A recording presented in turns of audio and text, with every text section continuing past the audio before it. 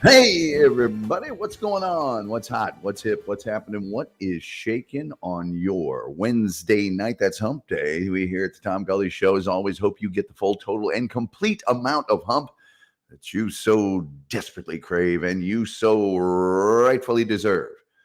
That's right. Tonight, we will have coming up here a legend. Yes, the one and only Joey Catalano. He's got the link and the information. My phone is here. So when Joey gets here, we'll throw him on the air. Please like, share, subscribe, retweet, a notification bell. Do all those free things that help us with the algorithm, the almighty algorithm, all powerful, all seeing, all knowing algorithm. And then we also have super chats, memberships, if you'd like to avail yourselves of those. We do have a monetary goal every night here on the show, which is any amount of money. And if you look, if I would put the doggone thing up in the bottom of the screen, you can see how to sign up for gifted memberships. And somebody gives some, you'll get some. Want some? Come get some.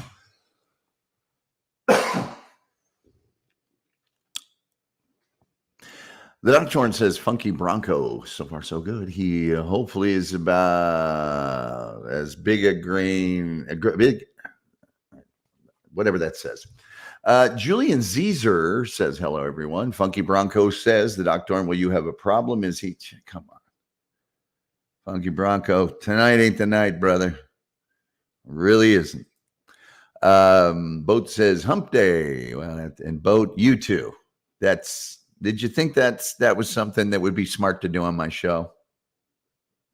Really? Okay. All right. When the timeout is over, we'll be glad to have you join us again. Hello, folks, says the one, the only, the Wolf. I got to give the Wolf a call tomorrow and see if I can do something about that. Rumble Trenchcoat says, yay, Joey. Doctor says, my humps, my creepy cosplay lumps. You do cosplay, man? That's okay. People saying hi. We do have the most cheerful chat room on the internet, as verified by independent sources. Wolf on deck and getting a salute, and Rumpled Trenchcoat is here with us as well. Says, hi, you Wolf. Funky Bronco says, I want to get drunk with the Wolf. Well, that's between the two of you. And by the way, I wouldn't recommend that. I wouldn't recommend trying to keep up with the Wolf in a drinking contest.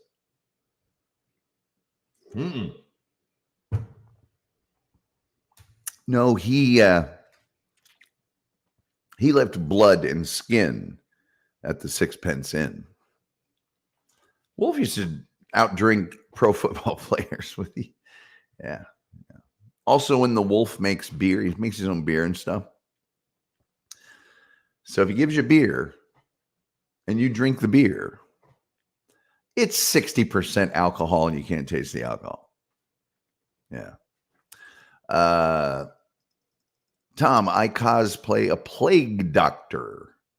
Whoa. That's pretty intense.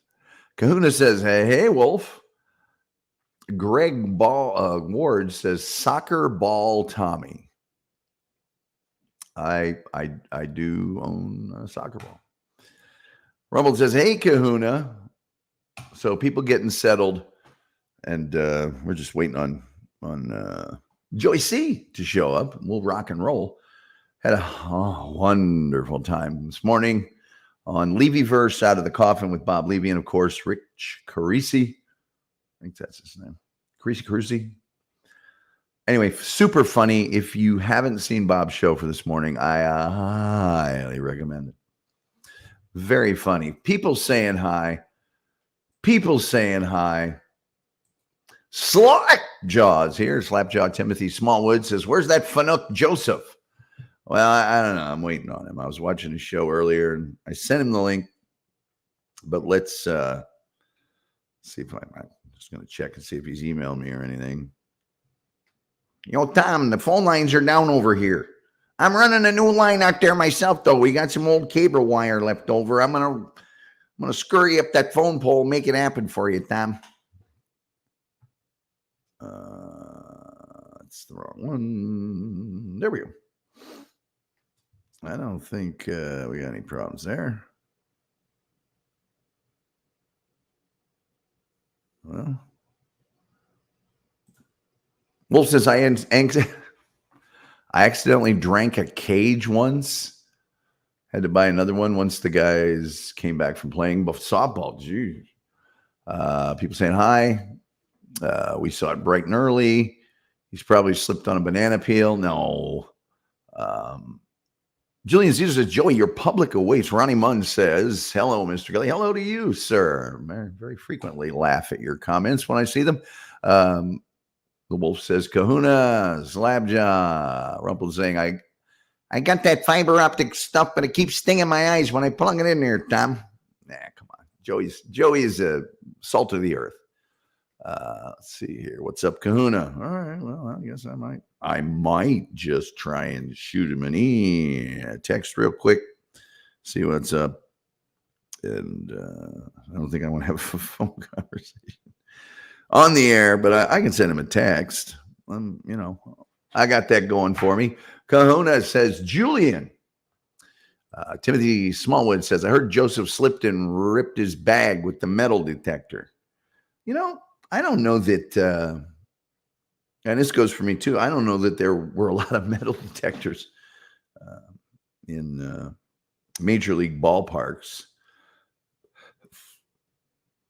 Let's see. Okay, here we go. Joey sent you the link. Sent ya. Because we talk that way. We're sports guys. The link. Okay. Boom. All right. Okay. All right. Let's see. Ronnie. Hey. People saying hi. You guys, I notice everybody's doing that now. People saying hi. Well, yeah, that's because I do it. People saying hi. The Wolf says, funky. Anytime you would lack some liquor. Tread carefully, Funky. Rumpled trench coat is on deck. Timothy Smallwood, also known as Slapjaw, says, heard he has a bad case of IBS. I don't think that's accurate. I do not think that's accurate. All right. I sent him the link. And there you go. Yeah, we'll just tread water. Where could Joey be? Well, we could ask, yes, Columbo. We could ask from the legendary 60 TV show Lost in Space. We could ask Dr. Smith. These are the Tom Gully versions, by the way. If we need some muscle, we could get the Tom Gully show Hulk there. I don't know if you guys have seen the movie that I'm in, Falling Down with Tom Gully. No, maybe not. And then, of course, the most popular, the Scarlet Witch, Tom Gully. So there we go. Anyway, all right, what time is it? I'm going to wait 4 minutes, and then I'm going to give him a call, and we're going to get this hip-hop party starting. Let's see there. I'm not sending Levy the link. People saying hi. Doctor says, well, I have a bad case of PBF. I have no idea what that means. None whatsoever. Absolutely none whatsoever. Hey, did I? Yes, I did.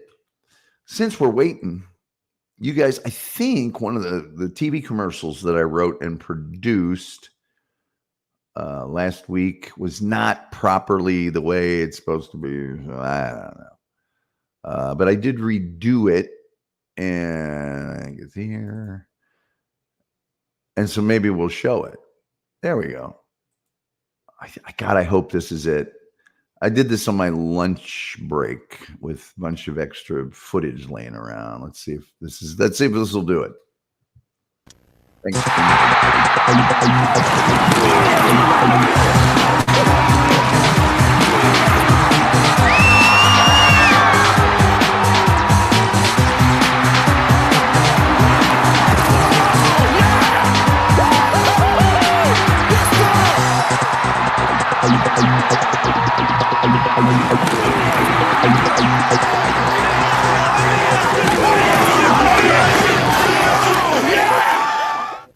Okay, I did what I promised I would do. I found it, formatted, played it. Now, stop bothering me about it, please.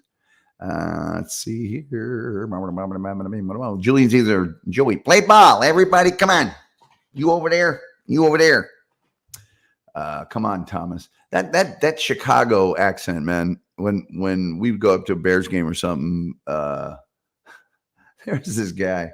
I'll never forget him, and I use it all the time. But we're tailgating, and this was an in-law or somebody of the people that we were with, and he comes over, and he's going to help us with the grill. So he takes our charcoal briquettes. He pours about half of the bag out on the thing. And one of my cousins grew up in Chicago, and he's got a thick Chicago accent. He's, hey, what are you doing over there? That's half a bag. You only need like 6 or 8 briquettes. You get like 9 more cooks out of the bag. What's wrong with you? And he dressed this guy down for about 45 minutes just about the stupid charcoal briquettes. Wolf says Lieutenant Kabumble could find him, but Dr. Smith Gully would be too frightened. Yeah, but did he have the kid with him? And he'd go, oh, you terrible little boy. Why don't you go in that tunnel there and see what's glowing? So, yeah. Timothy Slapjaw Smallwood says, Tom, did Ralphie Bachman get a hold of you? He reached out and said he was trying to contact you. Ralphie Bachman? You mean from the Rockford Files? No, that's Richie Brockelman. I haven't heard from a Ralph Brockelman or whatever the name that you just gave me is. I haven't heard from that. Roman Trenchcoat says, not enough synthesizer. The doctor and PBF permanent bastard face. Whoa. BSU lost to Miami of Ohio. Well, Wolf, as we both have discussed on many occasions, the Mike New era is, other than the COVID season when we benefited from all the other teams being sick, the Mike New era, not so great. Julian Caesar says that's the Jan Hammer version of a football commercial. The Wolf says 3-7 now. What do you expect? He's terrible. He had that one good year, and that's it. And because of that one good year, we won our first bowl game. Ball State will keep him around forever. Okay, I gots to call Joey now. I'm sorry, folks, to have to do this on the air, but I'm doing it on the air. Come on, Joey. Answer the phone. Come on. We'll be right back. Just a bit outside. Yeah.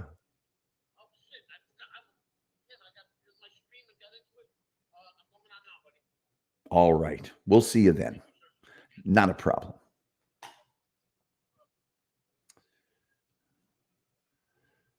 It's time. Let's see.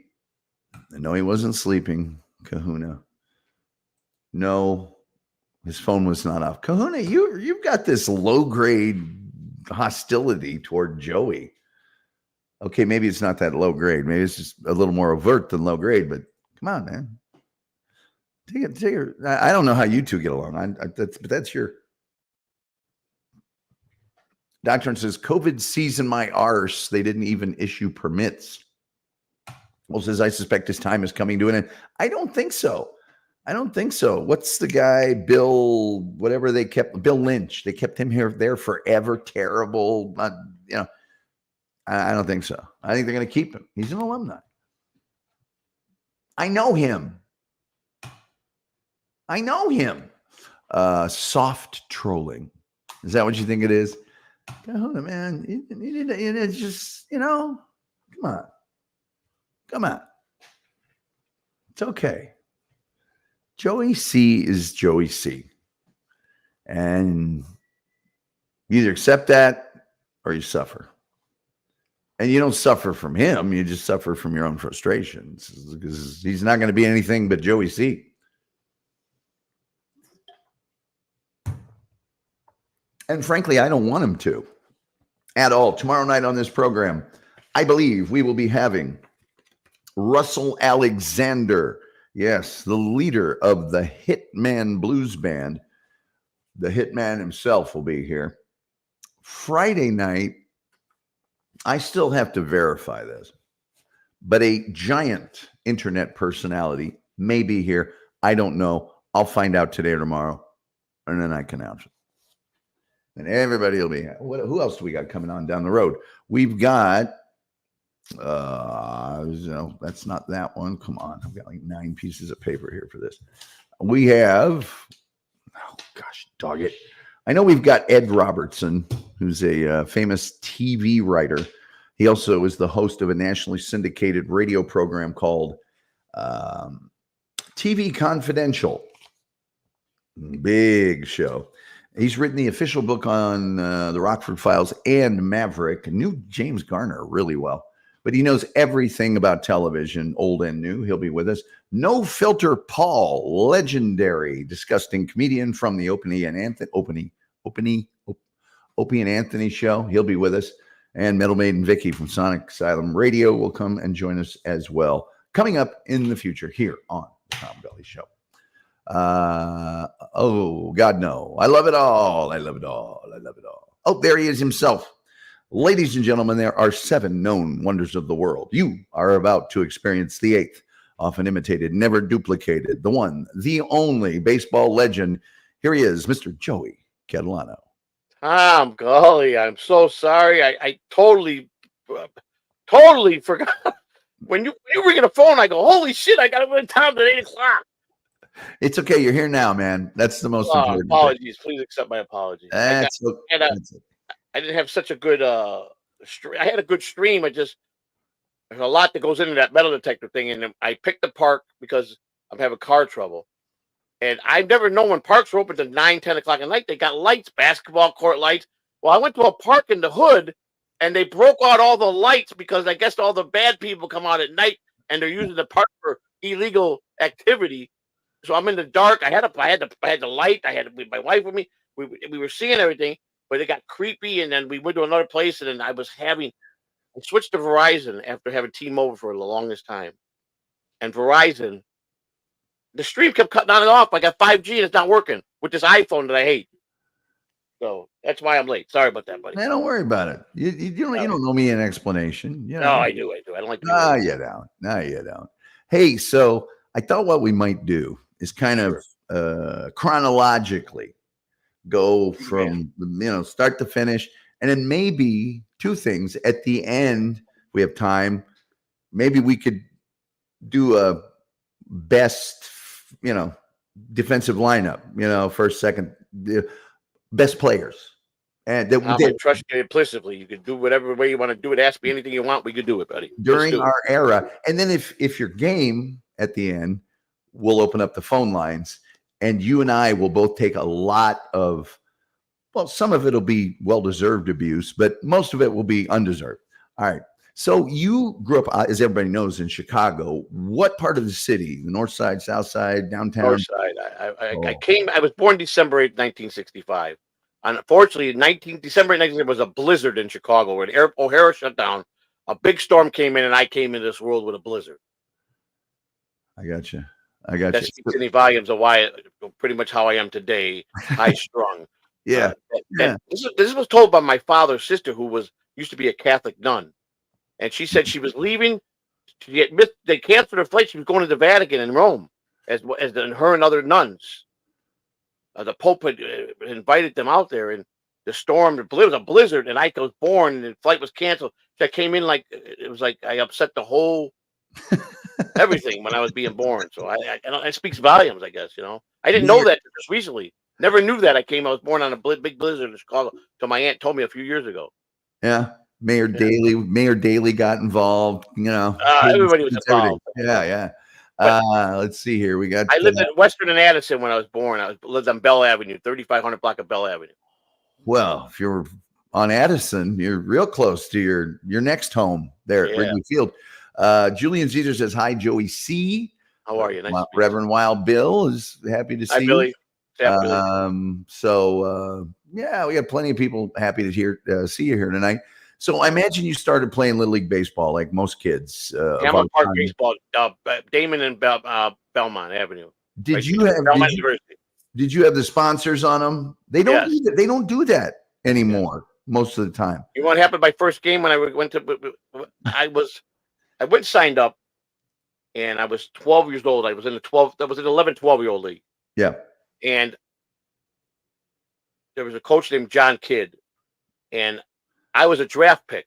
He didn't know nothing about me. I never first year playing, so he saw this little guy. I was probably 4'3", and I could run like hell. I could steal bases. But I was a center fielder, and my fielding percentage was. I made catches that all-star major league players made, and Little League 11, 12 years old. So he made me the center field and leadoff man. My first 2 years I couldn't hit worth the shit, but I could get on base. A lot of people walked me. I didn't strike out a lot. So when you walked me, I stole second, third, and home plate usually. I was that fast. And we went to the championship our first year. We won the trophy. We went to Thillins. We did everything. We. So from that point on, John Kidd became my coach for the next 3 years. You're in Little League in Chicago. You get 5 picks, and the rest are drafts. Yeah. I was obviously his pick for the next 3 years, 2 or 3 years, I think it was.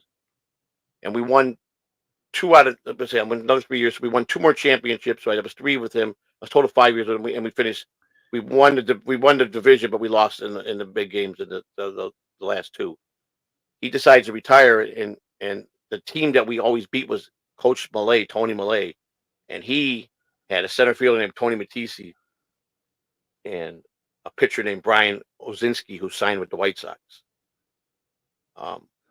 He wanted me on his team. He thought he got rid of Tony Matisse, he let him go, made me the center fielder, and I was the key to that year. Me and my best friend MJ was a pitcher as well. He took us, and we won the championship that year. We got a super chat here. I hope you fall down a flight of stairs, says Tony Matisse. I'm kidding. Hey, so you eventually became the visiting bat boy for the teams that visited Wrigley Field for the Chicago Cubs. So they got the home bat boy, but it seems if I had to pick, I'd rather be the visiting bat boy. Well, because you're going to be there every day with all the players. You'll get to know them, but you'll get to be with every single team. In that era was the best. Here's how I got the job. Okay. St. Benedict's on Irving Park Road, they've supplied the Chicago bat boys for years. You had to be a Catholic boy, you had to be good grades, and the father picked who got the job. There was no ifs, ands, but Yosh Kawano was the most difficult man in the world to work for. And he hated me. He hated me from the time when I first started, because I talked to the players, and he didn't like that. So my logic to him was, how the hell am I going to not talk to the players when I'm doing things for them in the dugout, lugging bats, and they need helmets for me to the clubhouse? His motto was, let's talk more sweep. Get broom, sweep dugout. Okay, I was a personable guy. Yeah. What came out is I wanted this job bad because I wanted to improve and I was just a big baseball guy. And I was a mean little 12, 13, 14. I was 13 when I got the job. I was already headed for a very bad path because my father left my mother. I was already alone without a father for a long time. I lived in at the time, Wrigley Field wasn't as nice as it was today. I lived in there when it was a horseshit fucking neighborhood. I'm talking bad neighborhood. Prostitutes, pimps, junkies all down Belmont Avenue. It was bad. Yeah. Murders, everything. And I just grew up fast. I had no choice because my dad wasn't around and my mother, you want new clothes for school, you got to go work. So I started shining shoes, mopping floor. I did everything I could in Southport Avenue to Belmont, all the way down to Addison, Southport, to Racine Avenue, to Clarkston. I did every little odd job I could, from shoveling snow to cutting grass. I just hustled all the time. Yeah. I wanted this job bad. And I go, how do I get this job? I'm talking to an Andy Frayne Usher. He says, man, they don't put those jobs in the paper. You got to know somebody. He goes, I could give you a tip. He goes, the guys that deliver the equipment from the airport, the visiting team airport, is named Rocky. A guy named Rocky. He's the guy. He's got the contract.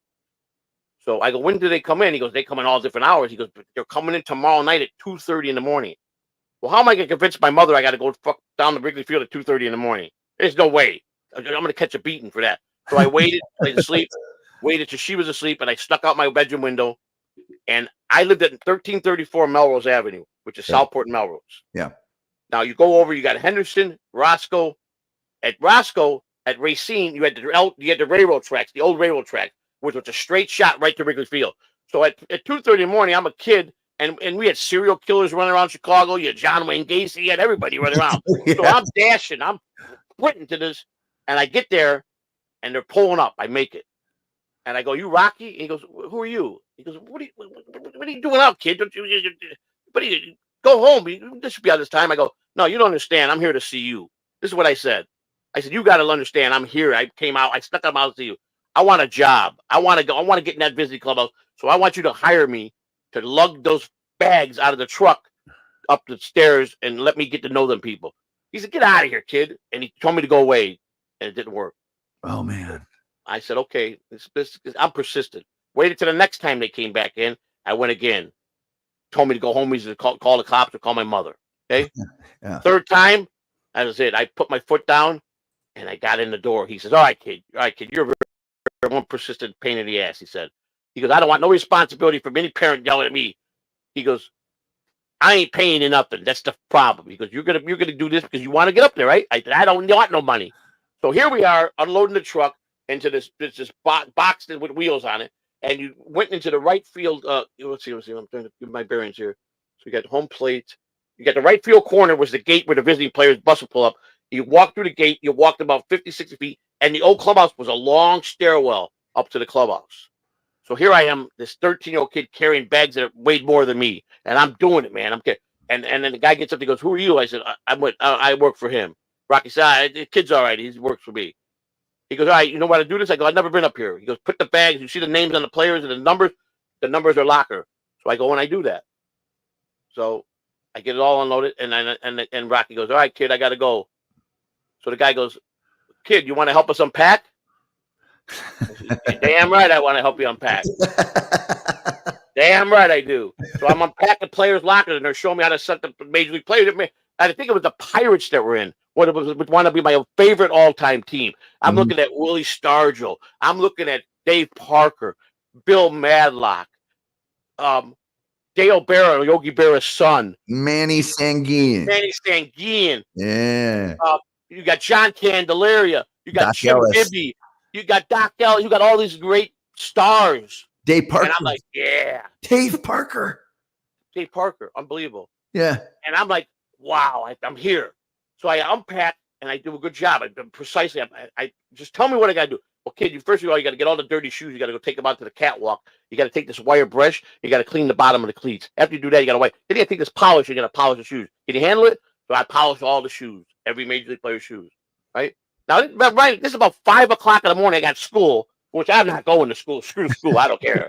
And I got. My mother's gonna make me look like I went to school early before she got up. So I got to pull all this off. So the guy says we got to do laundry now because they come dirty. They come from the road. They come dirty. Yeah. So that's the first thing you got to do. So now I'm learning how to do laundry, and you got to pass out all the players' laundry after it's done. Because in minor league baseball, they have a loop, a strap. We put everything on a strap because we ain't giving the whole thing of graduating in the minor leagues. You got to get the treatment how you get in the big leagues. You don't want to give them too much. So, but in the big leagues, you got to shine the shoes. You got to hang the uniforms with uniform. And it was a shit locker room. To me, it was the best locker room, but compared to today's locker rooms, yeah, it's like unbelievable what they got today. So I get in there and I became a grunt. I became a guy hustling. The guy let me come. He goes, "All right, kid, go home." He goes, "Or you got school, whatever." I said, "No, I took off school today. You want to work the game?" I said, "I'd love to go." So I didn't bat boy the first year right away. All I did was I was a clubhouse attendant, assisting whatever they needed. So I got into players like, "Hey, kid, go across the street to Yum Yum Donuts. Get me some scrambled eggs and cinnamon rolls and orange juice. Here's a $50 bill." All right, boom. I hustle down to the Yum Yum Donuts in front of the ballpark. $7.92. Bring the guy his food. Keep the change, kid. I'm like, whoa. This is Bill Madlock. Keep the change. Every day like clockwork, Mad Dog sending me for cinnamon rolls, scrambled eggs, bacon, and his orange juice. $50 bill. Keep the change. Across the street at Addison Sheffield, you got the little hot dog stand in the bar. Guys like Bibby. "Hey, go get me some hot dogs, kid." $100 bill. Guys are throwing. Keep the change. The end of the series, the first series I worked, I made about $1,000 in tips. I'm 13 years old. I got a bankroll bigger than my mother makes. Yeah. Well, and if you just saved that bill from Bill Madlock, you probably could have shook about $300 of cocaine off it. Well, but this is once I got in, and then so I had it falling out with Yosh Kawano right off the bat because that visiting got clubhouse manager Ron Zera, and Ron Zera was all right guy, but he did a lot of crazy things in the locker room when the players weren't there. He would bring 400-pound ladies into the clubhouse after the game, and he'd take them to the trainer's room, and they call him Ron Z-Man, number 69, because he liked form 69 on it. Yeah. But he had all these fat women, and now I have to look at this stuff because he's sitting there like eating dinner, and he's going down on this 400-pound whale in the trainer's room. Okay. Okay? Yeah. And this is what he did in front of the Bat Boys and stuff. And then he would do this, and then he would bring all these ladies, and these ladies were ugly and fat, and they were homely looking. But this guy was like the man, you know. Yeah. But he was a guy. He never tipped anybody. He as soon as he got paid, he'd be like, "You guys got it," and he'd leave us, and he'd go across the street. He was a drunk, and he'd drink, and he never took care of his clubhouse staff. So I'm like, I'm not talking to his sister. I go, got to know his. I go, this ain't right, man. I'm working my ass over this guy. This guy don't throw us nothing. I've already got the hustle code. I'm already years hustling. I expect him to give me an envelope or something, you know. Yeah. I'm almost demanding now. I'm not about 14 years old in this guy's face though. Look, man, you got to come up. You got to wet my beak a little bit here, man. Yeah. You know. And he's like, "You're lucky you got a job here." He goes, I go, so I go. He sent me over to Yosh's side, and Yosh and me get into it. He calls him up complaining. So I'm like, you know what? I don't take orders too well, and I don't like people yelling at me. Right. You see how I am today? It all fits. Well, Yosh Kawano was a pain in the ass, and I didn't like Yosh, but he was tied to the Wrigleys because he saved Wrigley in World War II. That's why he got the lifelong contract with the Cubs. You know that, right? Yeah. Oh, yeah. Yeah. He Wrigley Yosh had the deal was when they sold to the Tribune, the contract must be honored. And you know, Yosh went all the way till he died in that chair when 18 or whenever he passed away. Yeah. You know, with one World Series ring, you know. Yeah, there was not a ton, but there were a few of those people that Wrigley's blessed before they blessed him for sure. Before they sold the Tribune.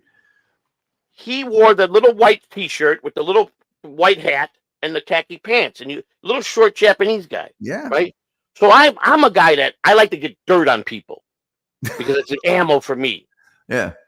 So Ronnie calls Yosh. He's like, "I got a present for you." He had a girl in the visiting manager's bathroom for Yosh to give him a Hummer. Yeah. Well, I took pictures of that. Oh boy! And when he came at me a week later, I said, "Let me come over here. Let me tell you something, you little Jap cocksucker. Come here." That's what I said to him. You see this? You see this? You see this? He became my best friend from that moment on. That's a fucking true story. Okay, so how long were you the visiting? 1981 was the strike year, if you remember. Oh yes, very well. Now, 1981 was also the year that Bob Welch threw me into the tunnel into a room at 13 years old or 14 years old, whatever it was, and it was my inauguration day. If you could pick up what I'm laying down.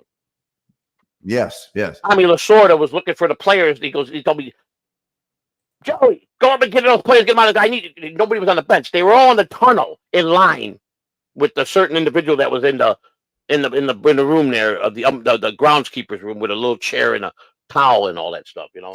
And so, and I knew where they were, but I couldn't tell Lasorda that. So the second half of the season when I started being a regular Bat Boy, 82, he brought this kid Dennis that me and him got in a fist fight because he was trying to steal money out of my pocket with players. So I confronted him. So he punched me and I threw him down the stairs. Okay. And I almost lost my job. I almost got in trouble. But thank God, one of the players were coming up and told them that he started on me. He hit me first, and I was just defending myself.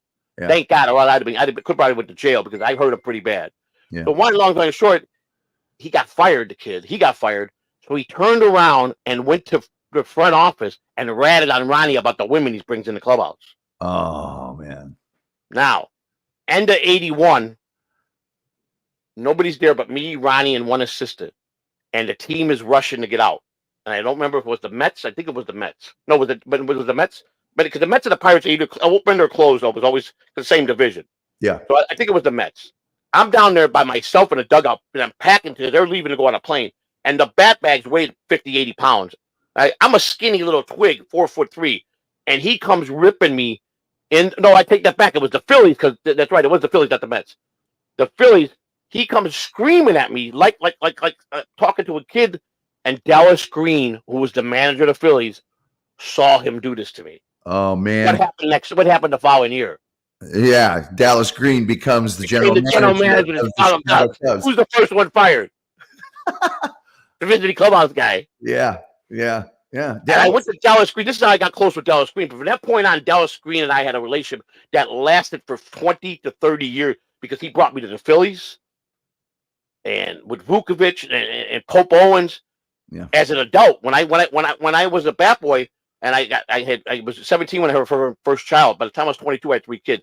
While baseball, I was making tips, but it was still a summer gig, and it wasn't enough to support 3 kids. Right. So I made the mistake of giving up my bat boy job in the big leagues. I was going to be bat boy the following year, but I was going to be promoted to assistant.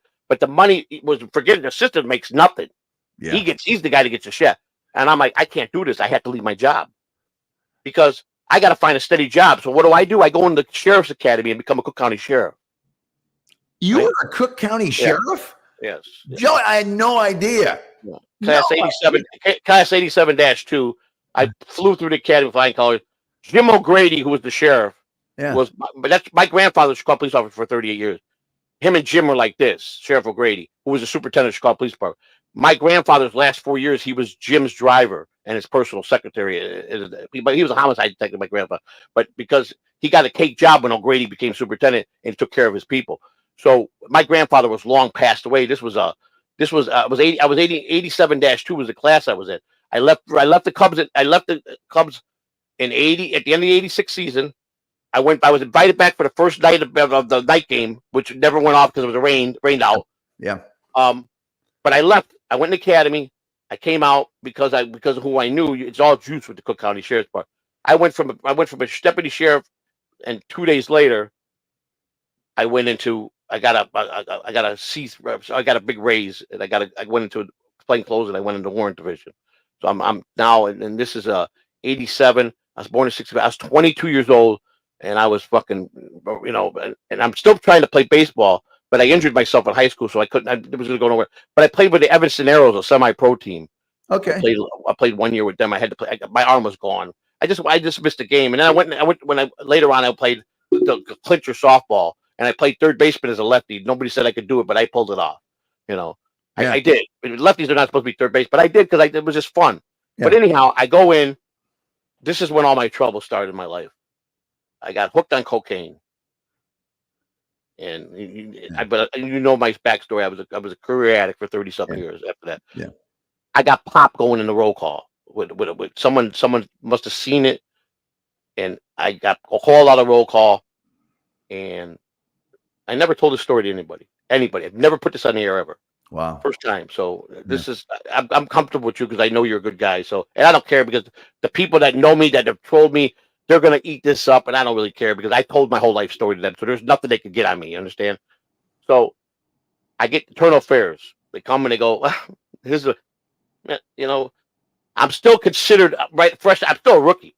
So I got no power. I got no backing from the union. Yeah. I'm not got no timing. You're probationary. I'm probationary still. I'm still in a probation period. Yep. Even though I had the sheriff in my pocket. He's walking away. When there's drug, I can't expect him to be in the corner because right after that, Dvorak got popped, the undersheriff, with all the mob stuff, and pretty much O'Grady was never got reelected. You understand? Right. Because Dvorak buried him. Dvorak was such a corrupt undersheriff who was another Chicago guy. He was in with all the mob guys. I worked those details. Mobster Infelice out of Chicago, he used all the deputy sheriffs as security and all the illegal gambling. I was part of that. So they had me with that anyhow. I was getting indicted anyhow for that. So this is what they said. Well, kid, because the sheriff loved you, grandfather, here's the deal. Resign or be prosecuted. That's it. That's the deal. You take it and we'll prosecute you. And then we're going to come up with, the feds are going to come in and get you the indictment because of Dvorak and everybody. It was like 14 or 15 sheriffs, all my partners, they all got indicted. They went down. Dvorak went from having an allegedly career with his call police officer, undersheriff to prison. I got out. O'Grady did me a solid. I could never. He's probably long dead. He's probably over like 110 if he was alive. But he did me a solid because my grandfather. I embarrassed him. Yeah. And my grandfather was his best friend. So I took it. So now I'm at home with no job. I'm convicted because the judge convicted me on a half a gram of dope and gave me 2 years probation. It gets worse than this. Oh boy. Now I'm so strong on the drugs, I don't go to probation and I got a warrant for my arrest. I'm wanted. Oh man. So I leave the state of Illinois because my new son's getting ready to be born. And I wasn't going to be in jail until my son was born. So Yeah. I went to the greatest place that I ever could live, South Lake Tahoe, Nevada. Wow. California South. From In the mountains, from the- 62,000 feet, my son was born, and I drove a taxi, cash money, and family ties. I had my name exchanged to my mother's maiden name with a driver's license. So they couldn't, if I got pulled over, they wouldn't see the warrant as Joseph Catalano. So I had all my bases covered. I took my mother's maiden name, right? So when I got pulled over certain times, and the test was, I got tickets. And we had someone in the DMV that I knew that back in those days, this is how Chicago, if people know Chicago and how corrupt it was, you do. This is how it worked. This was normal life for people in Chicago, especially in Eddie Vidoliak's ward or anybody connected to Daily. My whole family worked for the Daily Machine. So you were with Daily, you had a lot of power. So Chicago's legendary for legendary. They used to say, well, you got to have a hook. You got to have the hook. Eddie Vidoliak, past Eddie Vidoliak, Ward 11 was the greatest alderman in the world. And then I had Dan Roskankowski. I drove for him. The congressman that went to prison. He went to prison. I was his driver. He was a drunk. I pick him up. He'd go to some hooker's house every night, and he'd give me all his jewelry and his money and his wallet. Say, keep this with you, kid. Pick me up in 2 hours because he was afraid she was going to rob him. Yeah, roll him. I mean, I had a lot of Jews. I was going to right, but it was bad for me because I had the best of both worlds. But I wanted baseball. I missed it. I should have never left. I left because I didn't think. Because then the salaries blew up. All the players started getting $1 million contracts, and the major league clubhouse guy went from making $75,000 to $100,000 a year to making $500,000 to $1 million a year. Man, and the assistants were. The Yankee guy was putting so much money in the mattresses because the players you get most of your money from the players. You got guys making those kind of contracts. Alex Rodriguez, my cousin with the Rangers, he gave him a $50,000 tip after spring training. That's how he bought a second house. Man. You know what I'm saying? So money was pouring in. I couldn't get no way back to the big leagues. It was done. I gave it up. You lose those spots. You don't give those spots up. Clubhouse guys die in those positions. The old clubhouse guys, they wouldn't give it up to give it to assistant for nothing. And you didn't get a guarantee as assistant because if the owner wanted to bring in a nephew because he owed his sister a favor, he's bringing in somebody that don't know what he's doing to get the sister off his back. So then you got shafted. So I called Dallas Green up. And I took a chance that I had a lot of good times with him when I worked for the Cubs. Because he took me on the road trips. He introduced me to a guy named Bob Searles. I called Bobby first. I said, you think Dallas will take me? He goes, Dallas will take your call. Call him. Next thing I know, I'm on a plane to Clearwater, Florida, to interview with a great man named Paul Barrett, who was the minor league clubhouse manager for many years for the Phillies. And he was an old guy, he's an old hockey player. He was actually a professional hockey player, a goalie. That he was the greatest guy in the world. They were all drunk. So I go in this locker room and I get to the complex, and there's all these old retired guys from Philadelphia working in the Phillies locker room. You got Harry, Little Harry, Big Harry, Paul Barrett, this other two, and their guys are all retired in their 70s. And they got, and Little Harry goes, come on, take you around straight. He goes, well, you got to stop in here. Every one of them had a stash cooler somewhere in the minor league clubhouse. At 10 o'clock, they start drinking beer, all these old timers. And I don't drink at 10 o'clock in the morning. But these guys love me. Paulie, the minute he met me, he says, I like you, kid. I don't like a lot of people because you're going to be my new assistant. So Dallas Green goes, it's done. So I went to work for the Phillies, and that's how I wound up in Florida. Okay. And that's how I started. And I started a 25-year working in the minor leagues with various teams. I worked for the Rangers. I went full-time with the Rangers. About all these years, I still was seasonal with spring training. But as I got experience and got to know clout, I worked Major League Spring. I did 10-5 in tips just for the minor league side for Detroit Tigers tip spring training on an 8-week spring training. I took care of the coach's room. I had a choice job because I had a lot of years in. So it was given the clubhouse guy give me the cake job, and they took care of me well because I did my job well. I got Phil Nevins gave me $1,500 tip for 8 weeks. Phil Nevins was a pretty big star player in the big leagues. Yeah. And Jack the Tripper, excuse me, says, I got a Joey C card from the Lakeland Tigers.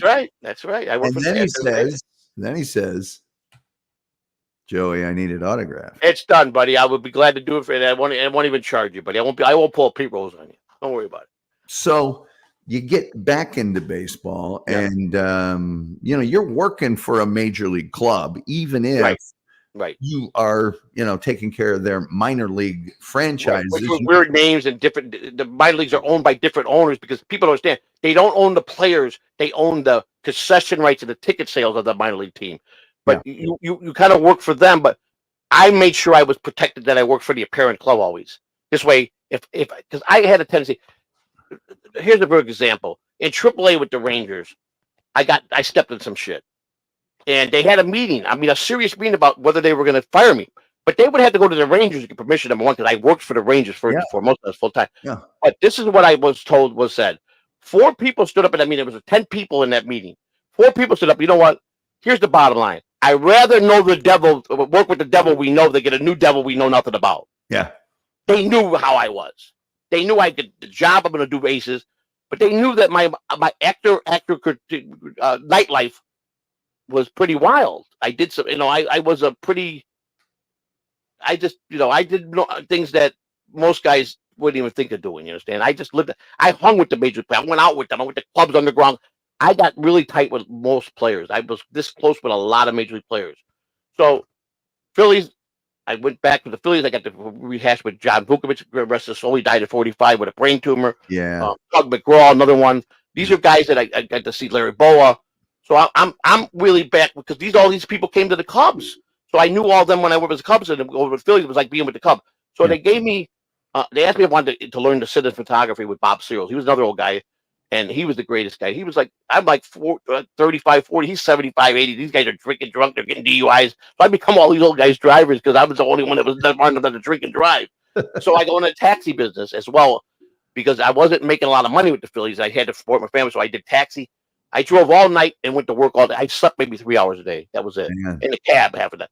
But I wound up getting really good as a cab driver because I started my cab driver at Lake Tahoe when I was on a run, and I liked it because cash money, and I got good at it. I know how to hustle people. I know how to build a client base. Next thing I know, I opened a company. I got 6 cabs. Life is living good. I'm working baseball. I'm full time with the Rangers, and people don't understand. They don't. And this is a wonder. Anybody can call the major league office. They'll verify. When you're a minor league employee, but if you work for the parent club and you're full time, you get a minor league pension. Yeah. You're eligible for minor league pension. Clubhouse guys can get a major league pension if you got 10 years in. No, I'm sorry. No, I'm taking it back. Clubhouse guys don't get it in the big leagues. The trainers get it. The clubhouse don't get the pension at all. They're the only ones left out. But they get a full share of the World Series. The players vote them in for a full share of the World Series, but they don't let them on a pension plan. I could never understand that. They protect the players. The players protect the clubhouse guy all the way through until it comes to the union thing for them to get a pension.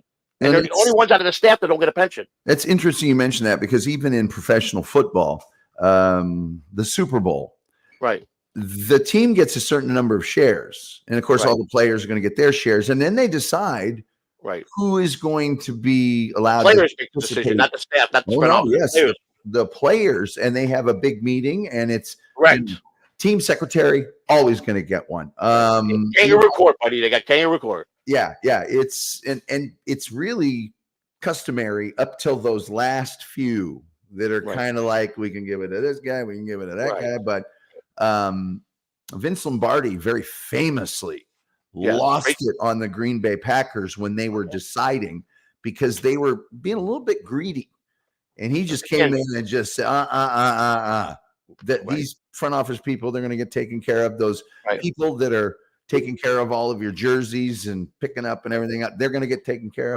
of. But yeah, it's a lot of people just think, oh, the players get paid and that's it. No. The revenue, especially after the salaries went crazy and they got a piece of the TV rights, the players always, when it comes to player awards, the players are the 100% in charge of who gets money. It's out of the owner's hand. He has no say in anything. It's like Thompson. They get in a room, they have a secretary, they have a president, vice president, and they give out shares. Now, you're 100% right that most coaches would tell you, don't forget the guy to pick up your laundry and scrub these fucking showers and do your clean. So they're always World Series money. I never got to work at World Series. I never get any of this. But guys that I know that were in the profession like me, what they usually did, if there was 4 bat boys, they gave a full share to the 4 bat boys to split 4 ways. That's pretty fair. You're a 60-year-old kid. Back then, you're going to get $125,000. You get it 3 days before Christmas. It's a nice Christmas. The head clubhouse guy would get a full share. The first assistant would get a full share. And then maybe the other help will get a half or a quarter. But I've seen them out most. 1 year with Detroit Tigers, Jim Schmeichel didn't like the visiting guy. So he put one of his guys that weren't supposed to get a share, talked the players into voting his way, and they bumped the visiting guy. And there was chaos. A lot of fucking shit flew there. John Nelson got screwed. He's waiting. He's 100% sure. They told him he was going to share. And Schmeichel did something with somebody. And when the shares got mailed out, he didn't get the share. And he called the Tigers. They go, no, you're not on the list. I'm sure. What do you mean? Who did that? Jim Schmeichel at the last minute changed your name to a big problem. Well, yeah. That was the same year one of the clubhouse guys was sleeping with Verlander's girlfriend, and he wound up marrying her. Justin lost her to a clubhouse guy. One up for us. You know what I'm saying? He was a dickhead anyhow. Just got one for the guys. Hey, that was the whole issue with the Packers, was that the players were divvying up the shares, and one of the players was very strongly coming out for the staff, and one of the other players was like, not all those people need them. And the player that was for the staff got really mad at one point. And he goes, hey, I tell you what, why don't you just go take my share? And this was one of the very best players on the Packers. And he was saying it to be, yeah, well, go ahead and take mine if you want to, And the guy he was talking to, they were doing on, back in the day, Joey, we had this thing, it's called chalkboard and chalk. Yeah, that's right. That's correct. We were doing it on the chalkboard, and this guy, it was such a heated argument, took an eraser and erased that player's share off and put it on the other thing. And Lombardi saw that and really lost it on the greedy player. He's like, hey, you're just not all about you. But I could say this in baseball: anybody that was, whoever did that thing about the front office people going to take care of it, I never see the front office person get any share. That's a no-no. That's not going to happen in baseball. But what will happen is they'll all get a World Series ring. They do vote. Every single full-time employee will get a World Series ring. They'll get the B ring. They won't get the A ring, but they'll get the B ring. It'll be the A, B, and C ring. You got the A ring, which goes to all the major league players, coaches, clubhouse guys, and the general manager, the assistant general manager, director of scouting. Those guys get the A list, A ring. And I think, and I don't know if this way anymore, but there was a period of time where the broadcasters worked for the ball club. Well, that broadcasters in those days got the ring too. And they got it too. Yeah, and they still do. I think they still do. They're part of the team. They work for the team. They travel. They're on the team bus. They're on the road with them. They're on the same plane. They're considered staff when they travel. The main sport, like Harry Carey and Steve Stone, they were part of the Chicago Cubs. They went everywhere with the Cubs. They were they were their team. So they were considered part of the team. Now the B ring goes to the secretaries, all the staff secretary, the gentleman, people like that. And then you get the B ring will go to all the B ring go to all the major league staff, like the baseball operations, the security team. The C ring goes to all the minor league full-time players, full-time employees. Okay. So minor league, if you're full-time, it don't matter you're in the minor leagues. As long as you're full-time, and here's the thing, you're under what they call major league uniform contract. Your contract has to be approved by MLB, even if you're in the minor leagues. They have the final say on everything. So then you got to do the complete real background when you're under a uniform contract, because Major League Baseball, they ain't taking nobody that. So it came to the time when I got full-time with the Rangers, I got called in because I had that problem when I wrote it down everything. I didn't keep it back because I knew that it would be a problem. And they go, well, we see you wrote this down and we haven't even looked at it yet, but we're calling you because tell us about it. I explained everything to them. Yeah. I told them, I poured my heart out to them, and they proved me. They go, you know what? This was years ago. You learned from it. Well, I didn't say it. No, I'm a career addict. I said, yeah, of course I lied. And I said, yeah, I learned from it. I never, from that point on, anybody ever knew I was high. I never missed a day's work and never missed a performance of my job. I functioned so well at my job. I just knew my job to back of my head. I did it since I was 12 years old. So I knew how to run a locker room. I was one of the best. But I was messed up every day. There wasn't a day I went to the ballpark I wasn't high. Yeah, well, now the AAA franchise for the Rangers, was that when it was in Oklahoma City? Yeah, okay, because they moved it to, I think they moved it to Frisco. No, Frisco was the AA. The new ballpark built with AA. When the Rangers left Oklahoma, Nolan Ryan had just came in. He was running the club. Sure. He owned he owned AA and AAA for the Astros, which they turned the Astros. Round Rock was the Astros. They moved the Rangers to Round Rock. Yeah. Where there was Round Rock, and then used to be the Astros. Frisco Rough Riders was the Rangers AA team. Yeah, it still is, I believe. I don't know if it still is. I think it still is. I think it's Astros had Nolan Ryan because he played for the Astros, you know that, and he played for the Rangers. yeah. But he owned when he retired, he bought minor league team. His son Reed runs the teams.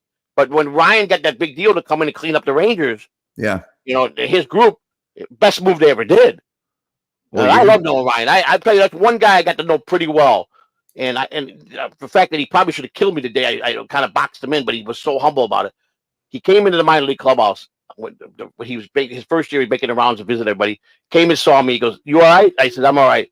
Always checked it on me, make sure I had what I needed. Chris Guth, my boss, and I said, "Listen, the players, all of my pitchers, that's Nolan Ryan. That's Nolan Ryan. You know, yeah, I take it. Can you get a ball signed?" So I said, "Listen, some of the pitchers want to know if you sign a ball. What is he still?" And he looks out there and he goes, "What is it? Everybody's out there. What? 200 pitchers." He goes, "Get me a chair, empty out that freaking garbage can, get as many cases and filled it up." And he sat there and signed all 200 baseballs and didn't squawk about it. I thought he was gonna kill me because he was there. He was on a, and I looked at him. He goes, "Don't worry about it. I enjoyed doing it." He goes, "You did a good thing." He said, "Just know that you got me on a good day." He said, "Because I won't do the outside for anybody, especially guys that are coming up." He said, "But you got me on a real good day." He goes, "But I'm going to tell you, you did a good thing. You made all those guys happy," and I did. He goes, "But you better make sure you return that bill in because we use a lot of baseball, and he don't want the F&I guy screaming why we need baseballs." He went to, I mean, I filled one of those big garbage cans up with probably six in the major league cases, six dozen into a case. Minor league is 10 dozen into a case. So six, I probably filled up that can. Man, I bet you 7 cases. Yeah. That's a lot of ball. That's expensive. That's $600 a case. It's $100 a dozen. You know what I'm saying? So yeah, well, a lot of money. Nolan could be a handful if he was not having a good day, but he also, when that Ranger team, when he got involved with it, he did a good baseball thing. Is pitching, and it's tough to pitch in Arlington, Texas in the summer, all summer. But he basically, was it Mike Maddox that was his pitching coach? His pitching coach, Mike Maddox, the brother of Greg Maddox, who wasn't quite as good as Greg Maddox, but he was a good coach. He was a very good. Greg always said his brother was a great coach. He was a great coach because Nolan Ryan put the word down. Hey, guess what? Yeah, he's my man. He's my pitching coach. You get in trouble, we're not pulling you. So don't get in trouble because you are going to stay on that mound and you are going to work. You know your baseball because you're right, because no one brought in Mike. Hands down, he brought in Mike. Yeah. And that's when the Rangers started doing well because he's like, we're not going to have any of this nonsense where you get a little touched up in the third inning and we yank you and we end up wasting 2 other pitchers during the game because you couldn't go 5 or 7. No, you guys better start getting used to you are going. It's a game because no one pitched. He pitched well into the 7th, 8th inning all the time.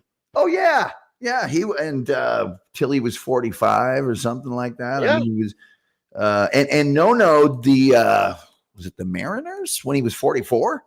But anyway, so you're working through baseball. I'm working the baseball. I'm living the dream. I'm going. Listen, I'm going to a ballpark every day. I'm running a locker room. I'm in my office. I used to go out when AAA. I spoiled those guys. I made a lot of money. I went out and I got me a Starbucks coffee machine for the clubhouse. Not when they took the coin thing out where the players just come in. It's the one same like it would be coin, but they took the coin, but push it to get their Starbucks coffee. So I had to buy the product for Starbucks. That was a deal, and they gave me the machine, no problem. I went out and got a Subway. How the Subway set up, how they set up when you go in the Subway. I had the cart and I got the lunch meat from them. That was a deal, and I had a Subway cart in my kitchen. Okay. I had waffle makers. I had for breakfasts. I had every type of freaking bagel in there. I had every cream cheese. I had everything possible to imagine. I had the juice machines, the ones like you see at this concession. I would wheel and deal. I had a deal with the. I went to around town. I went to like Frito company. I went to the milk company. I went to Good Humor company. And I said, listen, I went to the front. I was like, will you guys allow me to give some season tickets out so I could trade some stuff for the players? Yeah. And let me do my magic. No problem. Maybe I might need a skybox on a non-weekend day. Will that be granted? Gentleman says, listen, you're the first guy that I don't have to be down there listening to complaints. I wouldn't let him go upstairs. That's the one first thing that stops my clubhouse. The first day when we have the meeting, every coach speaks, I'm the last guy that speaks. Now you're gonna listen to clubhouse guys. I'm gonna tell you, this is me. I'm hard. If I find out any of you guys step out that door, go to the front office and make any complaint that goes on in this clubhouse, I promise you, it's going to that office there, and it's going to go to the general manager of the big club, and I promise you're going to get released. I don't give a shit. Unless you're a first rounder and they gave you money, you're getting released. You do not talk anything in this clubhouse. We can resolve anything here. That's what I'm here for. Bobby Jones works well with me. We don't call up the Buck Showalter. We don't call John Hart. We don't do that shit. Yeah. We resolve it here, no matter what it is. We try to resolve it here first. And that guy said that he didn't see one player complain up there because I wouldn't allow them. If I found out they were in front of it, that was it. I got ugly because we had control of our locker room back in those days, and they took it away from us towards my end. And Grady came to me and said, "I got to ask you a question. Sit down." Grady took me everywhere like Dallas Green did. I went to San Diego. Grady. I went to the Rangers. I went with Grady. Confused. Came from Oakland. He was Billy Bean's the Moneyball thing. But in the movie, he fired Grady. That's all bullshit. Grady never got fired. Grady got an opportunity to be the assistant general manager, the director, but he came over and he started calling the people that he knew that were his people. He's got his pitching coach, his clubhouse people, and for all the levels, he was a farm director. I always went with Grady, just like I did with Dallas Green when he put me with Paul Barrett. So you learn to get adapted. You always got to have a Bobo. You got to have a guy in your pocket. That's the only way it works. I never took a job my last 10 years unless I had juice. I made sure I was ironclad. I built my own contract, and they paid me or they didn't get me. I set my own price. Right. But I did the job. I gave them what they way above. They didn't have problems with the players no more. We took all that. Until 1 year, Grady takes me to San Diego in Mobile, Alabama. That San Diego was last year in Mobile, which used to be a great ballpark, home of Hank Aaron. The ballpark had a couple of hurricanes that took it to the wall level. Clubhouses were shit. Grady sent me there in January. He goes, drive up to Alabama, and I want you to access the clubhouse for me. I get there. I meet this guy named Travis. He's the general manager. Good old a good old Christian man, diehard Christian church man. You're in the middle of Bible. You're the Bible Belt with all this shit over there, right? So he goes, Grady sent you, and we're talking. Grady calls me on the phone because I told Grady, call me when I text you, call me like you're calling me while I'm in the meeting with the guy. It's an old, it's a way to get the job synced. Yeah. If Grady feels like calling you and giving you a direct order, and he's listening to it on the speakerphone, he goes, well, I got to go with Grady. Grady's very high. You got the job, pal. So Grady goes, so give me the assessment. I go, you want the truth? Give me a gallon of gas and a match. Why don't you start there and blow these fucking clubhouses? What do you want me to do with these things? I told him. It's a rat trap. He goes, you got to do it. It's our last year there. We can make it the best. So I go, Grady, are you kidding? I don't want to be here. I'd rather just go back. I want to go to AAA. No, you're staying there. That's the deal. He goes, I will do this. I'll tell San Diego to get you on. They gave me an expense account. He goes, we'll pay your apartment. We'll give you a rental car. You'll get the whole 9 yards. I go, okay, you got me. Once he said all that, I didn't have to take you want to live in a hotel? You want an apartment? Whatever. I live in an apartment for a couple months. I went to a hotel. I had a rental car. I got meal money every day per diem every day. And it was like clockwork. His secretary up in San Diego, she called me, okay, you got to turn in all your receipts. Paid me back for everything. It was great. So I had sweet. Right. I got a bad way there, but with the owner that owned it, because he was like a really Bible Belt preaching kind of guy. That guy and wouldn't pay the players or anything else. And he was that franchise was really bad for a long time. Yeah, he was before they played the Cubs, of course, in the National League. So here's what happened. Where was I going with this? Oh, I always tell the player, do not go back and tell your wife what goes on in the clubhouse or what goes on the road. Yeah. So this player is at home. He's a Christian guy, and he's having a conversation with his wife. And he tells the wife his roommate on the road, his roomie, is cheating, bringing different women in the hotel room at night, and he's uncomfortable. He's telling his wife this instead of telling his fucking baseball player. Yeah. Not be long and behold, the wife's best friend with the guy that's doing his wife. What does she do? Pick up the phone and tell the wife everything. What do I get at 11 o'clock at night? A suitcase and someone banging on the door crying he needs a place to sleep. Because he's got no high-dollar player. He's got no money, and she's divorced him because he's cheating. He can't keep his thick in his pants. He's running around with every sleazeball on the road. Yeah. So we got a problem here. I go to Gary Jones. Comes in, he goes, you look upset. I go, this can't wait. He goes, what's he doing here? I go, he came last night. His roomie decided to go blab about what goes on the road to his wife, who told his wife. He said, you get these motherfuckers right now off the field. Go in there, tell them practice is canceled. The pregame, and sit them like students at their desk, and they better not at their locker. But he came in He threw the fucking trays that I made for the spread all over. He goes, looked at me. He goes, I hope don't be mad at me. He fucking threw all the food in the wall. He yelled at them like they were 40.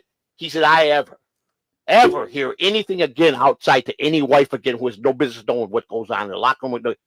That's it. He was so disgusted. I think we drank gin the next 7 days, a bottle of gin every night. Right. I used to hear him when you leave to go back to his apartment. He crashed his car, backing up all the time into the wall, and I had to run out there. And he goes, don't worry. He go away drunk. But then when Mrs. Jones, because it was Gary Jones was the coach, was the manager, Right. and I used to sing that song, Mrs. Jones, Mrs. Jones, every time Mrs. Jones was coming down. You know. Yeah. I knew how to schmooze him real good. So he loved me. The Wolf here says that sounds like a condom. Hey, go out and get some Frisco Rough Riders. Extra that's it, buddy. Good team. Good ballpark. Great ballpark. Julian Caesar wants to know if you ever met Richie Ashburn. No, never hit the plate. He's probably a little ahead of your time with the Phillies. Yeah, he was kind of he's a big isn't he a Hall of Famer, I believe? I don't know if Richie's in or not. He was he? might be. I mean, might be thinking of a different. But now Richie was I'm trying to think. I don't even know. Was he after me? Was he younger than me, or was he older than me? I think he was a little bit older than you. So I think that's what I'm saying. I think he would have been probably the era before me then. Yeah, he probably would have been already retired, but I was out of but I started at the end of that era. At the end of his era, he was probably like, I don't. If I met him, I don't remember his name because he wasn't someone that I saw on a regular basis. So no, all right, Joey, let's start it. Let's make this players that we've seen play. All right. In real time, it's not an old film or something like that. Players that we say it's okay if you saw them on TV, but players that we've actually in our lifetime seen play. Catcher, best catcher you ever saw play. Best catcher I ever see play in my era. It's true. Johnny Bench and Gary Carter. Yeah, Johnny Bench is mine. Carter was pretty awesome. Yeah. But then you got later on, you got Pudge Rodriguez. You can't forget who might probably be one of my favorite catchers in the world. Yeah, Pudge was a hell of a defender. Gerald Laird was one of the best defensive catchers. Was a good hitter until he broke his thumb. He was one of my. Carlton Fisk. Carlton Fisk, yes. Carlton Fisk was a great catcher. You know, but okay, so I think we're both in agreement on Johnny Bench. First base, best first baseman you ever saw play. Best first baseman of all time that I've ever seen. Well, no, I saw Willie McCovey play a few times, so Willie McCovey wasn't too bad of a first baseman. No, but I would have to get best first baseman. You know, everybody thinks I wasn't a Cub fan. I didn't like the Cubs. I liked the players. I didn't like the team. They were shitty. But they was the only ballpark that sold the bleachers out every game because they were all drunk and bums and didn't have jobs. And the Cubs drew no matter if they finished in the basement or not. Yeah. So I'm not going to say Bill Buckner. I'm not going to say Leon Durham. Best first baseman. I don't know. He's one of my top. Tony Perez, Doggy was probably. Oh yeah. Red Machine was a hell of a first baseman. Oh yeah. Now Pete Rose was actually a pretty good first baseman. I'm gonna tell you that right now. He was, and I would say the best Cubs first baseman. I mean, if you're talking about at the top of their, you can go Mark Grace. Exactly. That's where I'm going with that. I mean, Leon was great and everything, but Mark Grace, Mark Grace. That was after I left the Cubs, so I never got the pleasure of meeting Mark Grace. But he was a hell of a player. I got to say, give him that. He was a hell of a player. Yeah. Bull Durham. Now, I just talked to Bull about a month ago.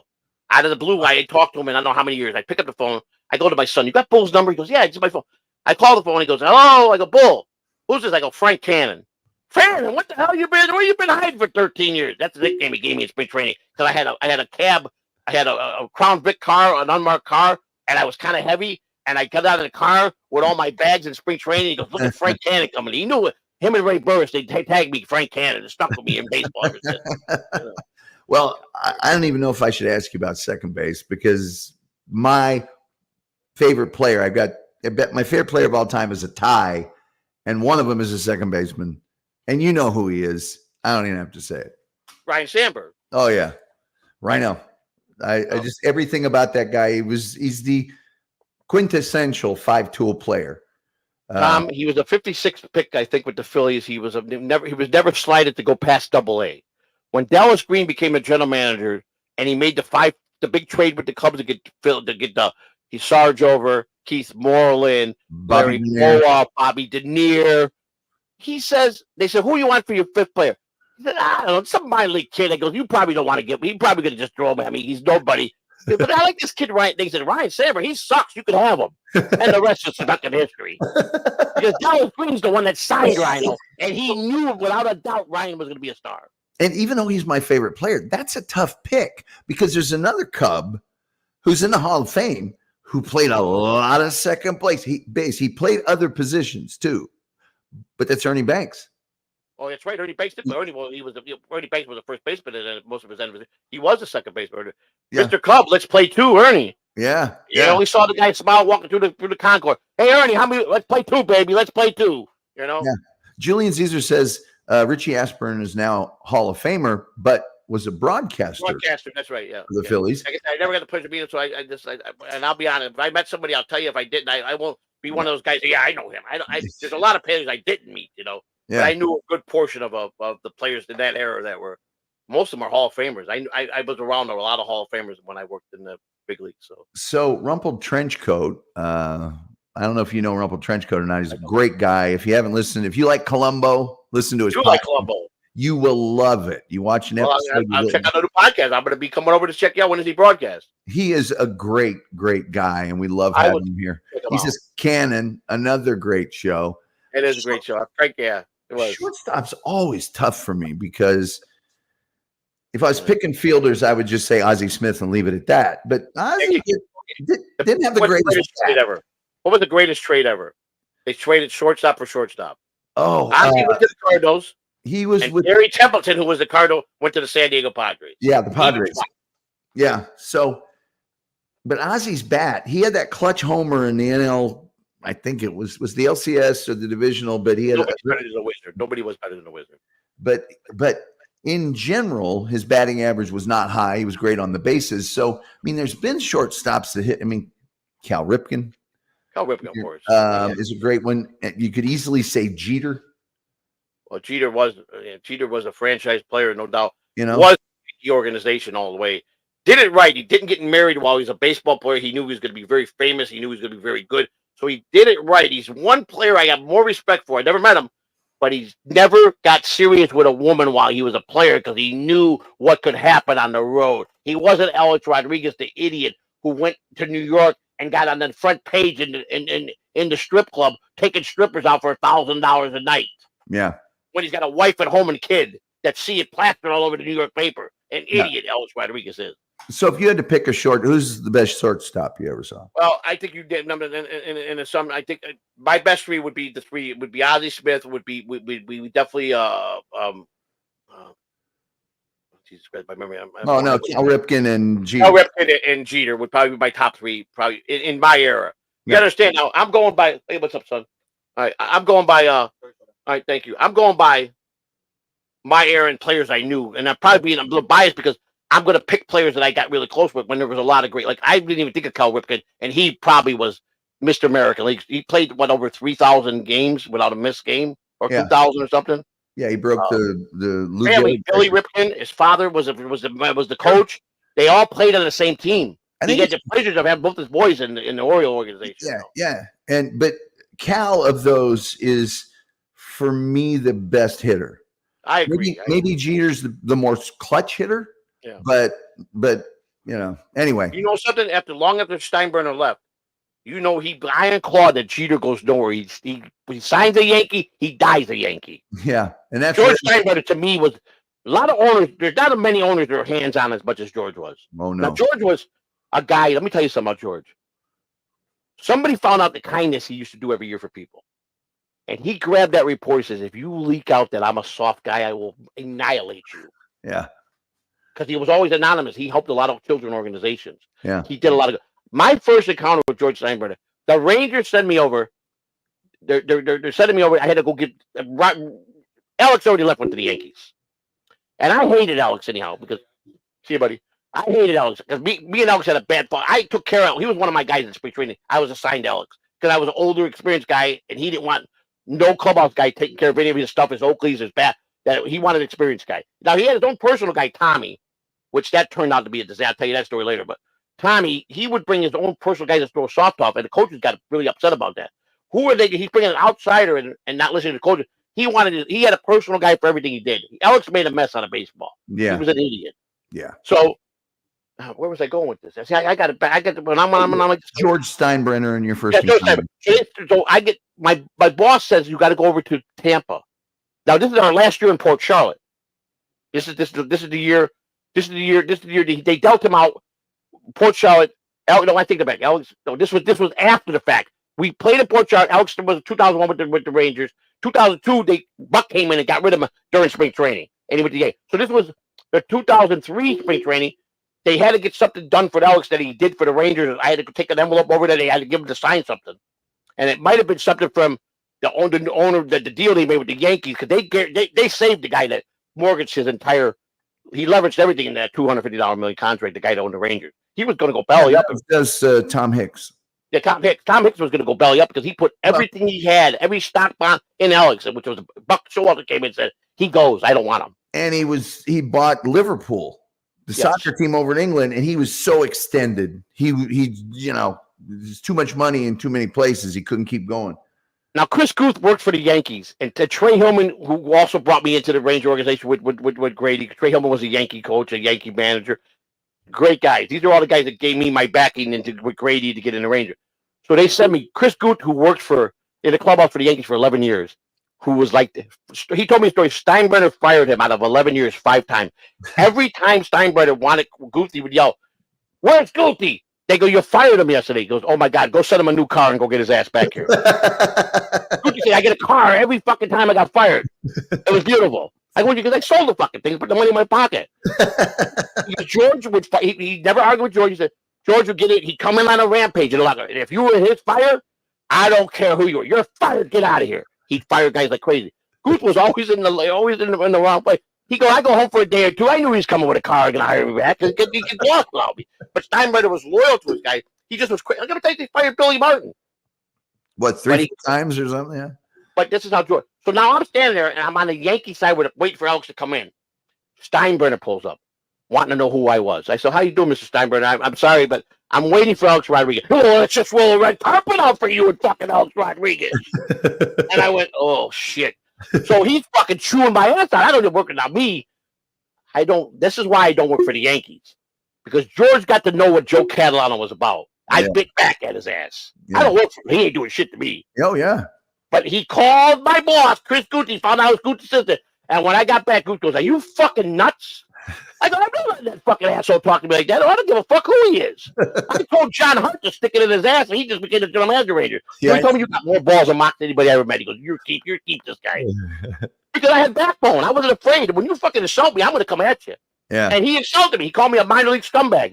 After he was in the minor leagues as a fucking coach his whole fucking career, John Hart, he becomes a general manager. Calls me a minor league scumbag. I go, "John, fuck you. You're a scumbag." Yeah. Yeah. Well, I won't get into John Hart, but yeah, he's a piece of shit. Well, come on. It's like he was for show. He was never going to be the Buck Showalter hated him. When Buck came over, things changed. Nothing but excuses every year. Nothing but excuses. Nothing but excuses.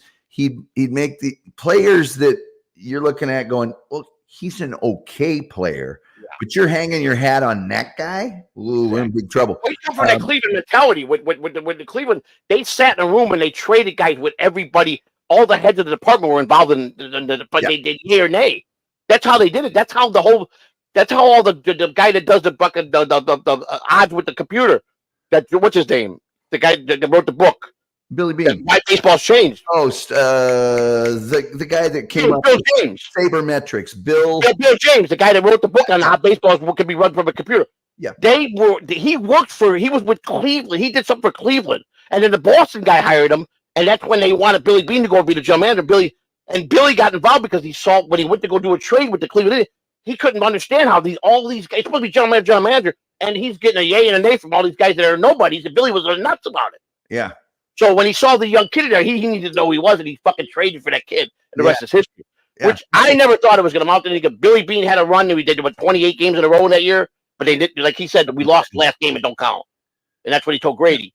Yeah. But he's right. But I never thought that Bill James thing would be in today's game. This is how they run baseball. They don't rely on the scouts no more. It's all this Bill James computer program. This is how they run baseball. That's when they came to me. Can you change your ways to the new baseball. I looked at Grady, go, new baseball. You got a round bat, a round ball. You hit the ball square. You got a glove, a pitcher, a catcher, 9 people. What's the fucking kid? Oh, you want me to change to kiss the player's ass? Fuck no, I retire. Well, we got some comments here. Over 33 years that I was done. Yeah. We got some comments here. Rumple Trenchcoat says, I got to meet you briefly at DabbleCon too. You were very cool. Loved the tracksuit.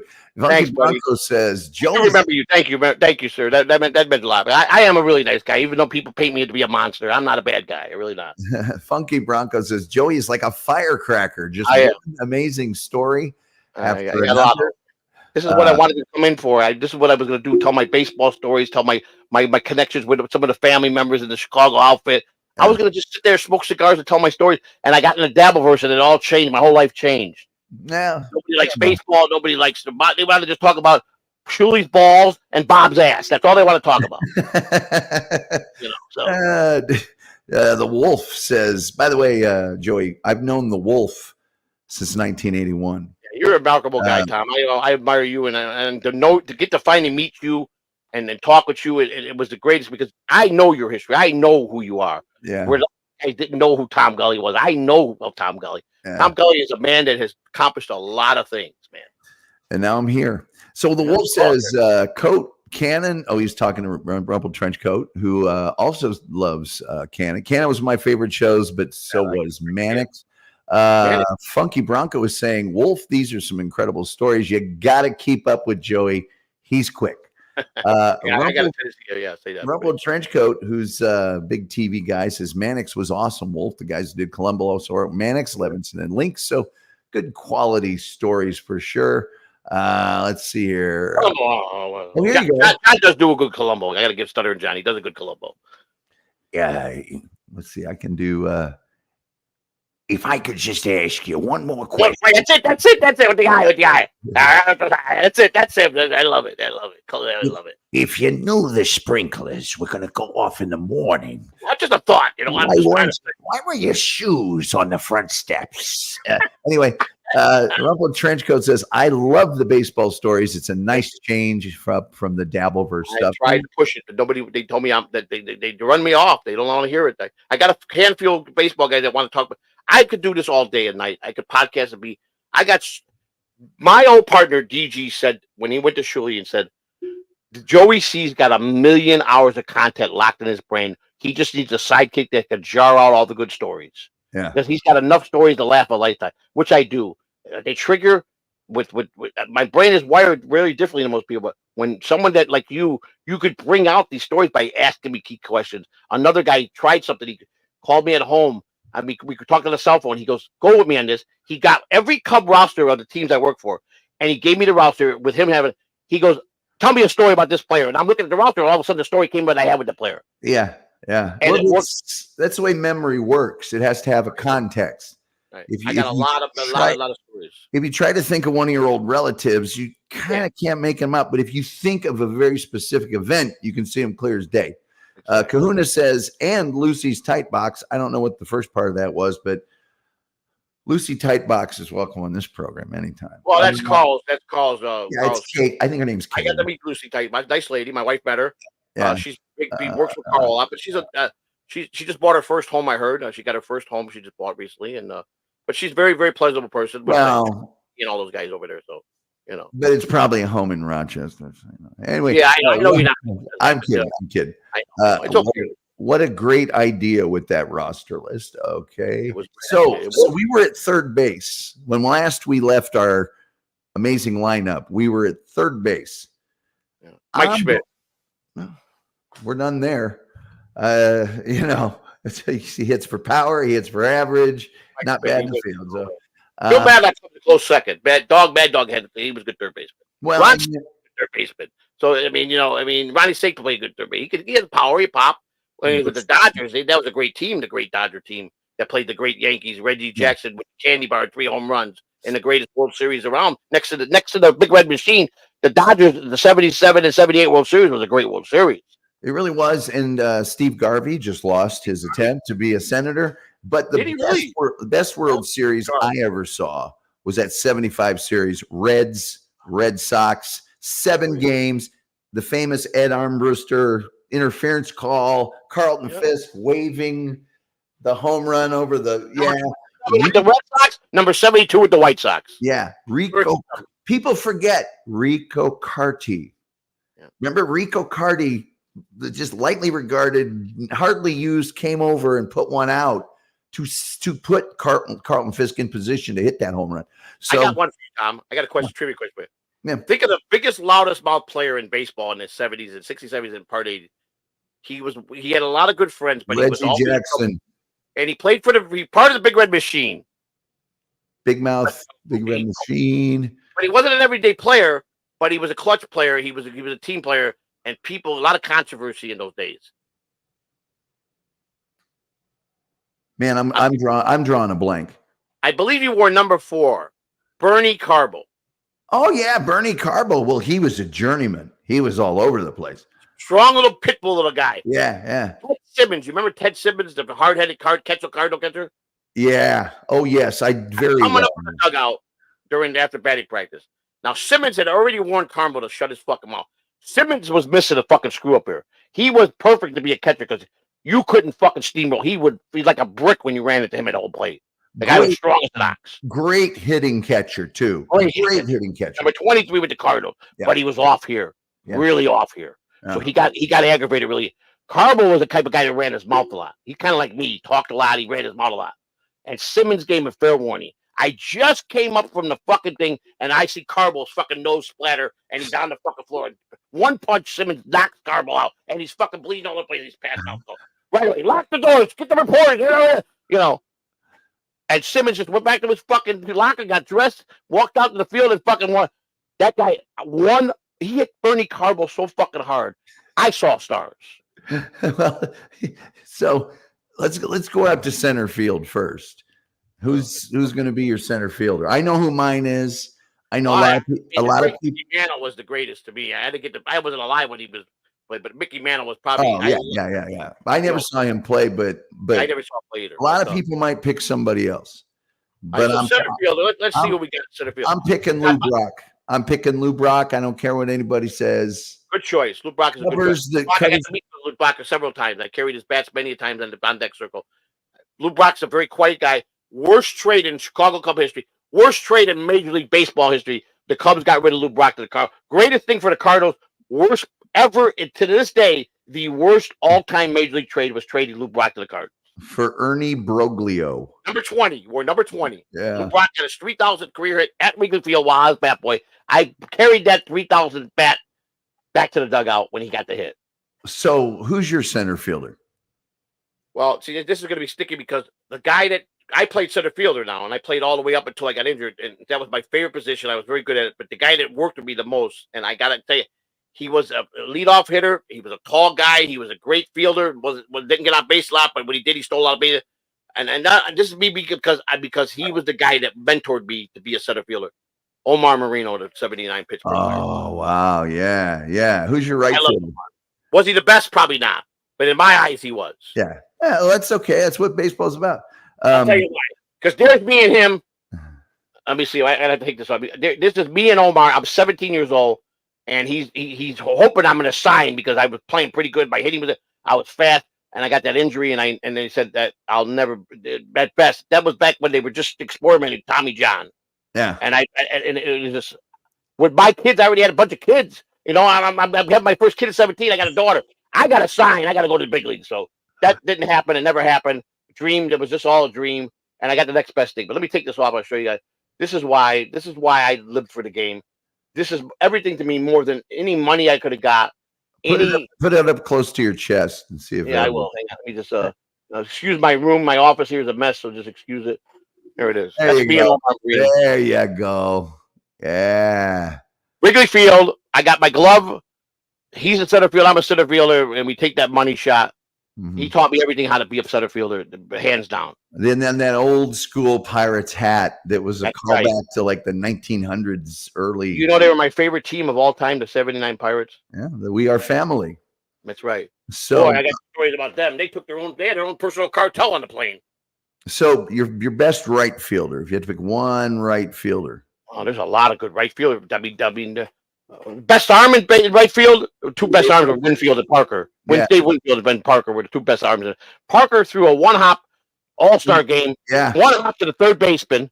Yep. One hop, perfect boom, pivot right in, and he threw the guy out from deep corner, home plate, a single shot. Catcher didn't move. He squared off right to the catcher. He tags the guy out. Never seen a guy throw that far good. I think Parker won MVP of that All-Star game and really didn't do a lot with his bat. He wasn't terrible, but it was because of those throws. Right. So I'm with you, Dave Parker. And then left field. Well, you had a lot of left fielders, man. I mean, see, the problem with left field is a lot of teams rotated that position. Yeah. You had guys that lefty pitcher, you had a lefty. It was always the left field was the guy that was altered with another left fielder. Yeah. The Pirates had Lee Lacy and Mike Easler. You had the Cubs had. Well, I mean, who played the Cubs? They had the Cardinals have what's his name? Lonnie Smith. Lonnie Smith, who was a Philly. He played left, but he was always tooting cocaine. Lonnie came into the locker room and stood a line every fucking between every inning. He was so hot up on cocaine, it was unbelievable. Was Lonnie platooning with Vince Coleman for a while? Vince Coleman was center fielder. He was Coleman. Yeah, E.T. McGee. I think E.T. McGee was a center fielder. You're right, Coleman. He also went with Vince Coleman. Yes, you're right. Yeah. I'm thinking of Willie McGee, who looked like E.T. McGee. They called him E.T. McGee. One game for your life. They win, you live. They lose, you die. Who's your pitcher? Who's my Greg Maddux? I'm taking much as I love Maddux. You got to go Greg Maddux. I'm going to take Bob Gibson. Well, of course, that was before his time. You're talking apples and oranges here. You're wrong here. But today's pitching, but you're talking today. But Gibson was a good pitcher, or was a great pitcher. Yeah. But then again, if you're going to go to Gibson, you got to go to Nolan Ryan. If you're going to go to Nolan Ryan, you got to go to a pitcher that flipped out by the name of J.R. Richards, who was even threw harder than. Oh, he didn't just flip out. Didn't he have a heart attack on the mound? He became a homeless guy. They found him on the road somewhere, living under a viaduct. He was when the Astros had those awful. Yes. So, well, the reason I say Bob Gibson is that growing up, we lived in the Detroit area. Right. For a little while, and that Cardinal team played 2 straight World Series, and the second was against the Tigers. Now, I don't know whether it was a 67 or 68 season. Bob, if you look at he was Rookie of the Year, wasn't he? Rookie of the Year, Bob Gibson. I believe he won. Or Cy Young. He definitely Cy Young. Cy Young, he won a few times, didn't he? Well, he has still to this day the lowest ERA. Yeah, in the modern era. It's like 1.18. Can you believe that? 1.18? Yeah, the guy he's too hard. He was a dark black guy. He was very dark skinned. That season, he never went less than 7 innings in a start. And the vast majority of his games were complete games. Yes. There was only a handful that were 7 or 8 innings. And the rest were complete game. He was very dominant for that season, and back and forth. He also was known as a guy. Number 45, he wore too. That was he'd take your head off. He would. He'd throw you on the ground if you showed up any teammate. He put you on the ground. But a lot of pitchers over there would do that. Let me tell you something. If you scuffled with a teammate or you fucking threw under somebody's shin, I promise you it was protocol. That manager, first thing he says to the pitcher, put him on the ground under his chin now. Yeah. It was a protocol. They don't get away with that shit today. But if you put the player down on the ground and being a wise ass, you guaranteed the pitcher coming back out was going to put some of your players on the ground. Guaranteed. A lot of fights broke out in those days too. And Gibson, you want to dig in, do you? Yeah. You want to crowd the plate, and he put you where he wanted you.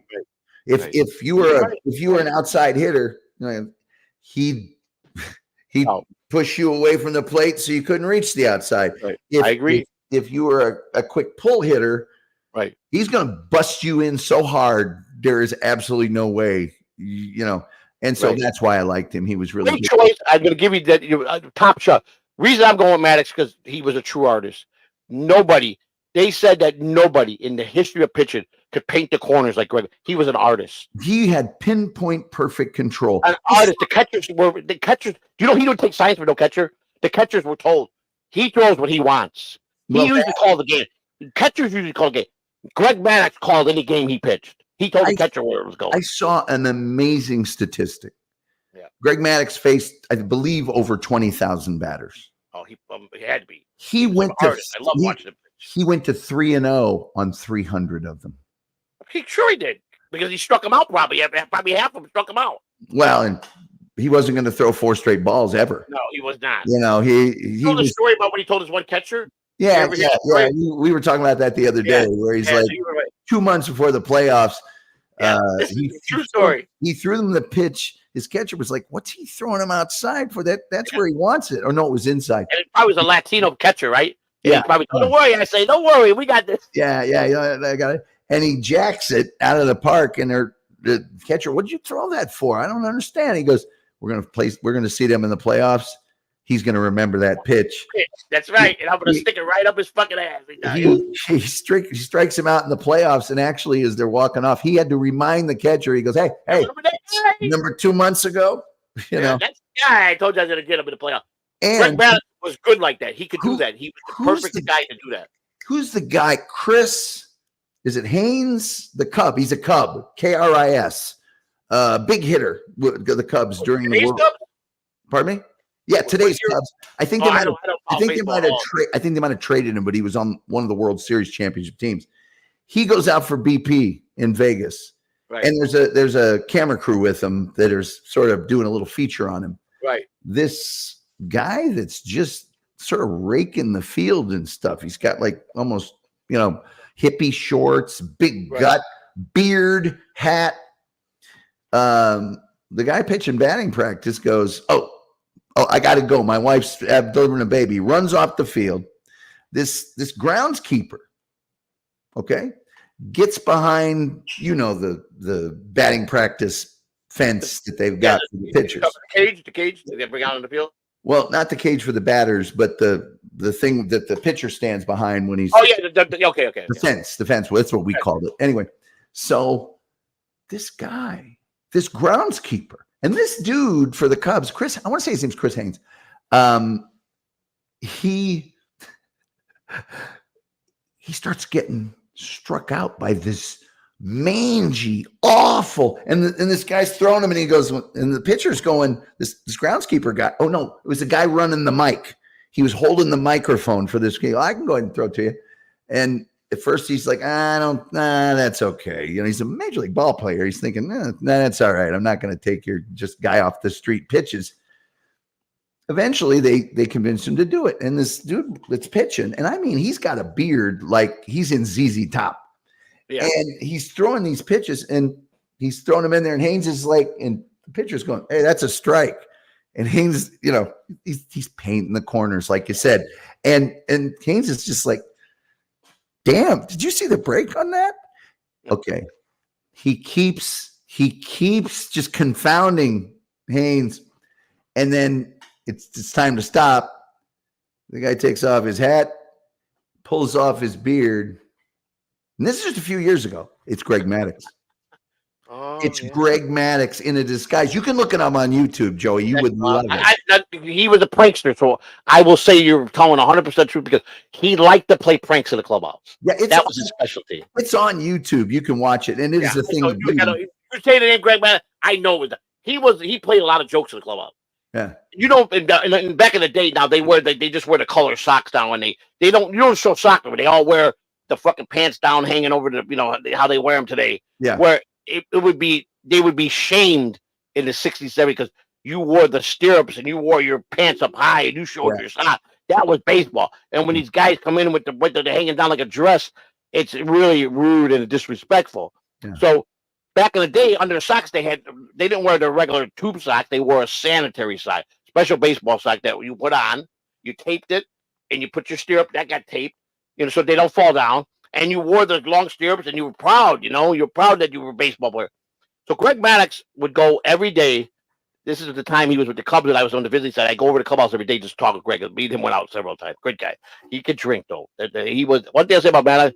He was a heavy drinker. Well, I don't know how he had the career he did with as much as he drank. When I first met him when he got signed, Peoria, Pete Vodakovich, whatever the guy that owned Harry's best friend that owned the Peoria Chiefs. Oh yeah. Pete was Harry's best. Dallas Green goes, I need you to go up and do me a favor. I want you to go up to Peoria. Now, this is when I made the change to learn how to be the photographer, the cinematographer, to where they just started doing film on players. Individual for the pitchers, individual for the hit. He goes, go with Bobby Seals, take the Cub. They give us the Cub van back remember when Dallas came, all the vans had the Cubs, like they had all the Cub emblems on it all the way around the Cub. Yeah. And he gives us one of the vans. Take a van out of there. We're driving to Iowa and Peoria with a Cub, and everybody's thinking, waving at us, honking the horn, because they think they know we're with the Cubs. They don't know we're players, but we stuck out a sore thumb. We go to Peoria, and Pete was throwing a team party. So, of course, we got invited because we're from the big club. We're royalty now. We're royalty. Greg's going to pitch for the big club that's going to do an exhibition game. That's why they had us go ahead. He's going to pitch for the Cubs, and he's going to pitch against the AAA team. Okay. He shut him down. That's when they knew. He was just getting ready to get called. But I first met him, I went to Peoria. Now, he went from Peoria to AAA. When I got there, he was a Peoria chief. By the time the end of the time we got out of there, he was a AAA guy going to the big leagues. Was AAA for them Des Moines at the time? Des Moines, Iowa. I believe it still is. Yep. So Maddox was at that party. He was pounding some beers. He was like 18 years old, 19 years old. He's pounding beer at the private bar. And I'm walking. I go, man. I tell Bobby, well, he could drink just like you. He goes, that's why he's going to be a Hall of Famer, because he's a good drinker. But you saw how years went by. He's kind of heavy set. He played golf and drank a lot. Yeah. He loved golf and played. But he's the prodigal son out of Las Vegas, Nevada, Valley High School, #1 draft pick. Greg Maddox was the perfect player.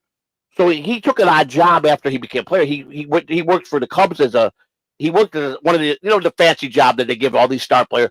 You're an assistant to a big league general manager. Whatever that means, he's got 10 guys assigned to him that are former Major League Hall of Famers that he hobnobs with them. That's all he does. And he just wants to have that entourage of all those Major League players that became Hall of Fame.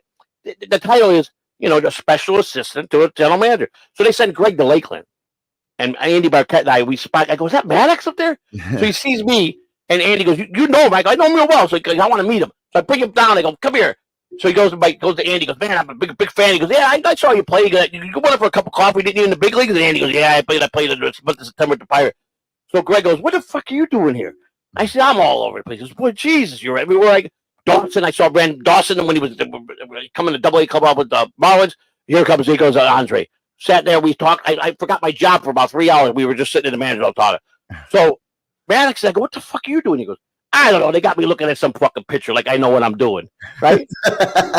So Andy goes, why don't you come down to the clubhouse after the game and have a drink? He goes, oh, I'm in, So he's up there. He goes, game over, and I grab him, take him to the time, because in Lakeland, the A-ball team, they use the Major League spring training locker room. So it's a big, beautiful locker room. Those A-ball kids are in the Major League locker room. I got the Major League equipment manager's office. It's a fucking palace in there. Yeah. So Andy's office, the manager's office, he's got Leland's office. We got to really take care of it because we're guests there, So Maddox comes down, and he goes, so what did you think? He goes, I don't know about what I think. He goes, but I sure fucking like that pitcher, boy. He could throw all of a fucking slider, he said. And Andy goes, yeah, he's going to be a big-time big leaguer. I think it was he did make it. I don't think it was Verlander, but it was somebody. I never liked Verlander anyhow. He was a hot dog. He was I knew he was problems, a lot of problems. Little he didn't keep a girl satisfied. The clubhouse guy went in there, had the muff diver and take her away from him. He didn't like that. He treated her like shit in the clubhouse. You see how he talked to her, and I'm like, dude, man, do that shit in private, man. Yeah. He just his head went to the fucking exploded, and she got tired of it. And this clubhouse guy, I won't name his name, good friend of mine. He smooshed the pants off her. She fell in love with him. They're married today, got kids and everything. And she said it was the greatest move. She gave up a multi-million-dollar contract for a busted clubhouse guy who treats her like gold and got beautiful kids. And she said it's worth more money having him as a husband than it would have went with that piece of shit. And I love it because the players ate his ass up over that move. Not in the history has a clubhouse guy ever stole a player's girlfriend. Man, good for you, buddy. I can tell you, inside that's the man. If you sat down, if you're a major league player and wrote a list of the worst things that could happen, that's probably the top of the list. Yeah. The Wolf says, and the Wolf lived out in San Diego and got to see Tony Gwynn a lot. I met him a couple times. Nice guy, Tony Gwynn. He died. Did he die recently too? Not too long ago. I'm not sure. Right field had better be Gwynn. I gotta give Gwynn top hitter. A lot of people like him over Rose. He was more of a better hitter than Rose in his era because he hit Rose was don't take away. Rose is my all. There's nobody can convince me that anybody's better than Pete Rose. I lived, breathed Pete Rose. He was my idol. I love the guy. Yeah. But Glenn came along and he was a pretty good freaking hitter. Yeah. You know what I'm saying? Julian Caesar has a very interesting point. Left field Bonds. Well, I'll tell you about Bonds. I can't do that because of we all know why. Well, here's the thing. I knew his father. I don't know if you guys know Bobby Bonds. Sure. He had a slogan. Last year we took a gamble with our money. This year we invested in bonds. That was the big slogan that the Cubs did when they got rid of Oscar Gamble. Yep. The slogan was we took a gamble with our money last year. This year we invested in bonds. Bonds being Bobby Bonds, Barry Bonds' father. And Bobby Bonds, isn't he the first 40-40? Yes, and he was a pretty good player himself. Not but his son went out, but his son also had a godfather by the name of Willie Mays. Exactly. Yeah. So he was in pretty good company. When I lost it is when the guy was with the Pirates, he was a hell of a player. When his head got two sizes too big, I knew something was a problem in baseball. Yeah. And which was a shame because steroids but his. He would have been a Hall of Fame player. Hands down. But he saw McGuire and Sosa. And he was having this amazing once in a lifetime season. He had great years with the Pirates. All he had to do was be himself. But he wanted the attention and the accolades that McGuire and Sosa got. Another idiot. But he got acquitted. He went to trial and everything. Yeah. And he won because why? Who did he have in his front pocket? He golfed with who every day? Manager. Who was his golf partner, though? President George Bush, the father. That's was his golf partner. So he had a favor in the White House, and he beat that trial that he went to. The Wolf says saw Maddox pitch many times, 84 mile an hour off speed pitch. He said Smoltz and Glavine are also great. I mean, I know they didn't. Yeah, I know they did not win. I think just the one, World Series. But that lineup stayed together for so long, and Maddox, Smoltz, and Glavine were so good. John Rocker was in there, all these crazy guys. But Wolf says, I saw that. The greatest psycho of the world, Tom, who was also part of Atlanta Braves. He was the worst. He was the nicest guy, but he was the biggest jerk, meanest guy at the same time. And I got a taste of him because he picked him up. And he was fucking crazy as everything he was John Rocker. And I got some great John Rocker. Yeah. What was that? Just a cement head. Wolf says he saw the Maddox prank on YouTube. Joe, you got to see that. You really do. I'll send it. Yeah, I got to see it. Greg's one of my favorite people in the whole wide world, man. Yeah. Isn't his kid play? Did his kid sign? His kid was getting involved with the game. I don't know. He said he was pretty good, the kid. One of his sons. I saw him in an interview on YouTube. He did because he don't do a lot of interviews. But the guy that really left the game right out, he said that he would never talk to a reporter once he retired. Steve Carlton went in MIA. Oh, you know what I'm saying? Yeah, he might as well. He hated the press. Yeah, he hated while he was playing, and because they always wrote him up badly in the press, especially Chicago papers. They didn't like the Phillies because the Phillies there was always a great series. Yeah. Julian Caesar says I remember Bonds when he was slandered with the Pirates, not the cyborg. The Wolf says Gwynn died from throat cancer. I knew he at a young age, though. I knew he just recently died a couple years ago. That guy had so many golden gloves. Bonds could hit before he started. Tom, name the list. You probably should be able to do this. I know I can. Name all the great athletes that died by 45 of something serious, including a famous football player. Oh, man.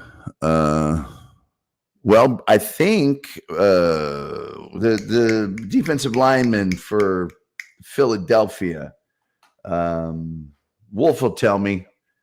He died real early. Walter Payton, greatest running back in the history, died at 45 of some kind of. Did he have he had a brain cancer too or something? I think his might have been liver or pancreatic. Okay. Oh yeah, there we go. Julian Caesar, Reggie White.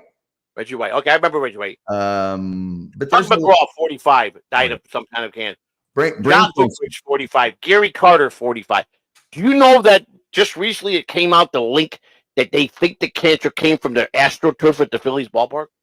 Wow. Well, I know that they've done a lot of studies, and when an athlete keeps their body in shape, keeps performing at a high level for a certain period of time, and then they completely stop. Now, you know, a lot of these guys, they get out of, professional They sports, leave their phones on the field. but they still work out a little. Yeah. They'll go running a little. They'll try to keep Right. themselves in shape a little. But the ones that just go, forget it, I'm not doing anything, Right. that sort of gap between super high performance and zero, your body's not ready for it. Right. Your body is used to being fed and treated like a fine automobile. Well, if you drive that fine automobile around and you don't take care of it, the engine's going to seize. Right. And they think that's kind of what happens to some athletes as They leave their bodies on the field. There's no doubt in my mind. It's sickening how they abuse their body. Here's a fact that I don't know if you know. I'm thinking about how I'm going to word this. I might have to think a minute here. So let's continue talking.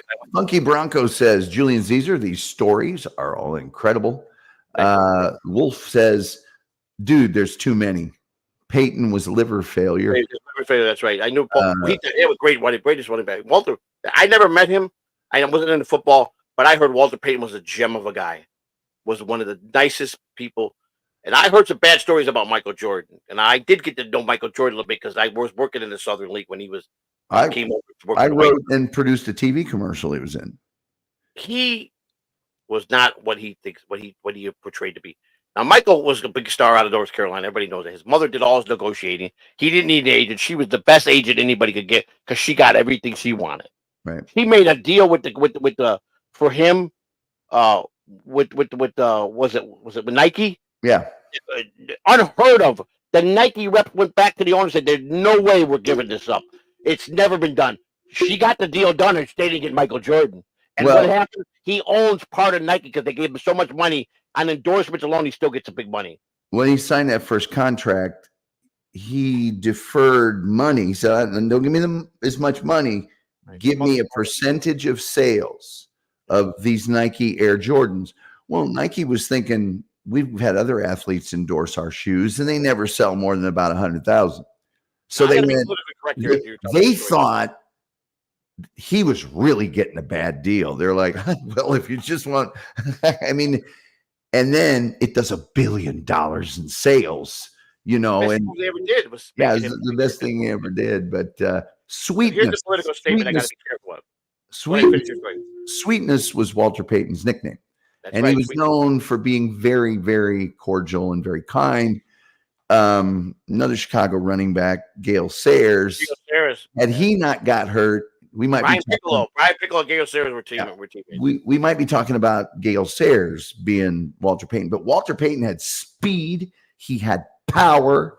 One of his legs was this big. Yeah, he could catch. He could throw. He could block. And I've never seen a better running back. I mean, I know there are people who have gained more yards, but I've never seen a better running back. Maybe Barry Sanders. Maybe. Sanders played both football and baseball, didn't he?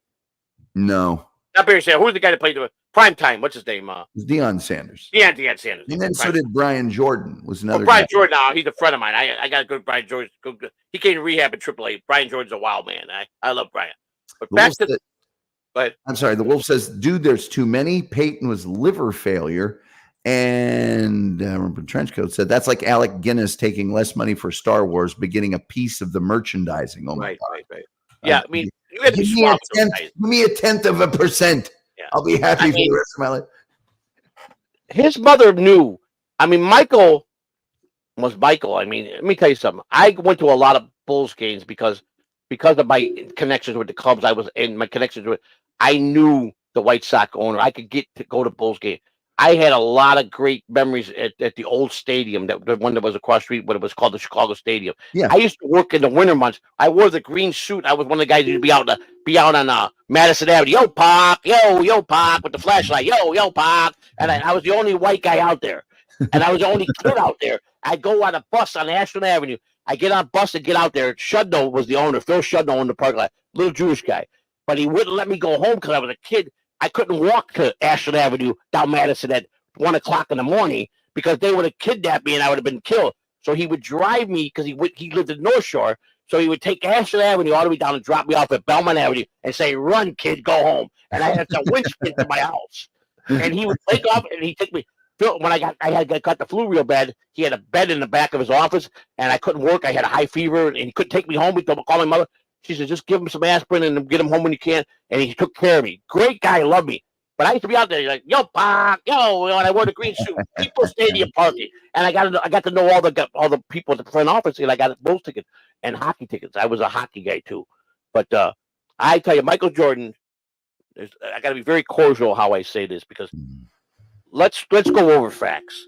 Michael Jordan definitely had a gambling problem. Do we agree on that? Yep. Factual basis. Yep. Michael Jordan, I didn't think at any time of his life believed he was going to be a phenom as big as he was. I think he was thrown for a loop. I'll tell you why. He was a very good husband and a father. He was forced into all the affairs he had. I'll tell you why.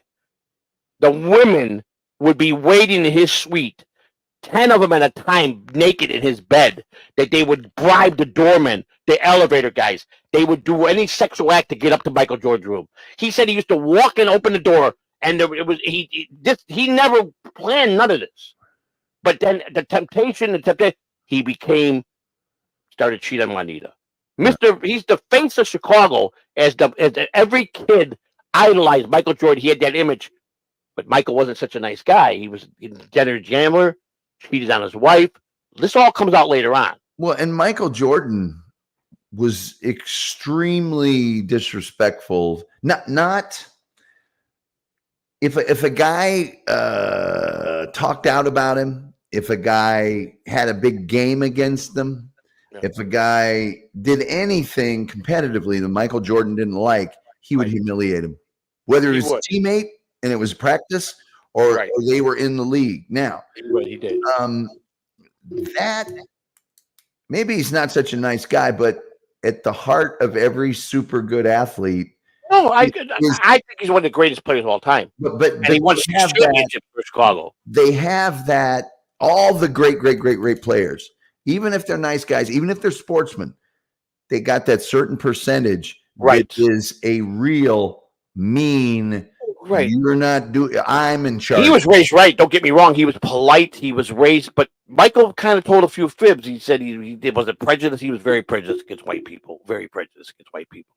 Did not like the white people. I wrote and produced a Coca-Cola commercial that Michael Jordan was in, and super nice, super friendly. We always appearance in the public. He was always friendly. We had this commercial. It was kind of funny. He's getting home from practice, it looks like, and he takes. Did you do it out of his house? Did you do it out of his mansion? It was in an apartment, a big luxurious apartment that, you know how they do in these commercials. You know, golf putter right out in front of his house. He pretends like it's his. It's really not. It's just there for the commercial. And but it's him coming home. He takes the towel off. He throws it toward the hamper. He misses. He crumbles up a piece of paper, tosses it. He misses. Yeah. Tosses something else. Misses. He misses. Then he takes his Coke, downs the whole thing. And this is a one shot. Wow. It was one of those. The big ones? Actually, I think it was the liter bottle. Anyway, he finishes it. He's on his couch and he says something like, I forget what the line was now, but there's the trash can behind him. He takes it, it's empty, and he over the back, John, over the back of his head. And he only took like 5 takes, and an empty liter bottle is curving through the air and everything. It's not that. He's good. Only a couple, but when we started, I got with him and the director, and I said, "Have you seen the script?" He goes, "Oh yeah, I've seen the script." I said, "I wrote it, so all we really need you to do is come through the front door, take those shots, and hit the last one. We can get through everything but the last one. I swear to God, we'll get through it in 20 minutes. I want you out of here. I don't want you to have to mess with this because I know you don't want to." Right. And at that point, he was like, "Good. What do we got going on here?" I said, "Well, come through the door. You'll do it 3 times. We're not going to stop the camera." After we were done, okay. Let's see. Stop tape. Set up lighting for the next thing. That took 15 minutes or 10 minutes, whatever it took. We get the shots. And then that last thing, it only took a few minutes. He wasn't even there an hour. Yeah, he's And, definitely professional in everything he did. I'm gonna But get. I'm leading up to a story. Go ahead, Tom, finish your guys. I was just gonna say, I'm gonna get through these chats here Okay, after your story, and then it's a quick we'll one. I just want to observe something because I got to be very careful because go I don't ahead. want to say the wrong thing because I don't want to get in trouble. Yeah. Michael had a major tragedy in his life. We all know what it was. Yeah. Which took his love for the game. He wasn't in basketball. He had to leave. Yeah. Michael Jordan was in deep, deep, deep, deep pockets with the wrong people. Oh yeah. Now, and this is facts. I don't care what anybody thinks they know. Michael owned the wrong people, but pretty much told them to go fuck themselves. Now, those type of guys were smart guys. They knew if they got rid of Michael Jordan, there'd be a big problem for them because he Yes. was too big of a star. Yeah. They knew he was like a guy you couldn't touch. So they were in a bad way Mm. because he owed millions. And Yeah. he basically told him, what are you going to do on Michael Jordan? This is a fact. I know this to be fact. Bad tragedies happen. A lot of stuff was told happened, a lot of false statements, a lot of couple kids just happen to be walking on the highway, his father gets mugged and he's killed. Yeah. Okay. If you believe that story, believe it, whenever they wrote it, take that if that's what you need to believe. That's fine. He winds up in baseball because the owner of the Bulls is the owner of the White Sox. And he had a love for the game. He wanted to be a baseball player, believe it or not, but he just wasn't good.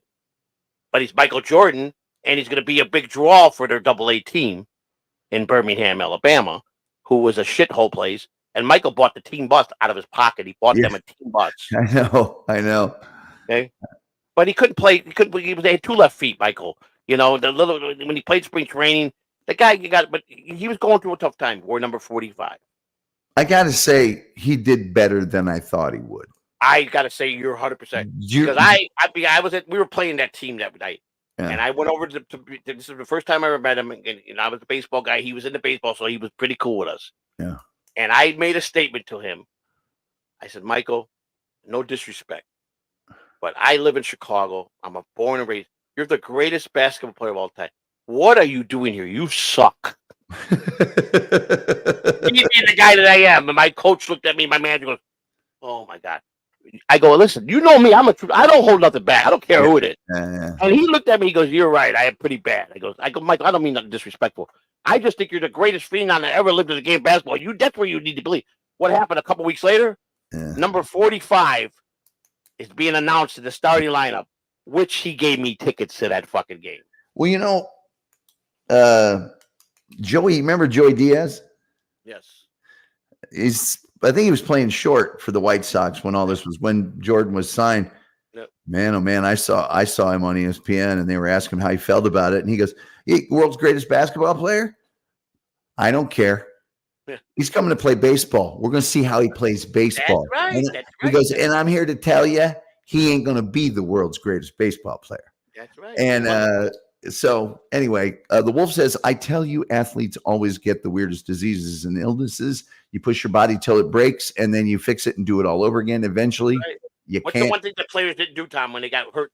In our era, a player didn't believe in a DL. If they went on DL, they lost their position to the up-and-coming star that was coming up. So those guys went in with broke bones, taped by finger, taped by ankle. They played with broken ankles. They weren't giving up because they weren't no money. You got your position lost if you went on the DL. Well, you know, I always tell people, you know what the difference between an amateur and a pro is? Pros play hurt. Amateurs don't play hurt. A minor league wife and a major league wife?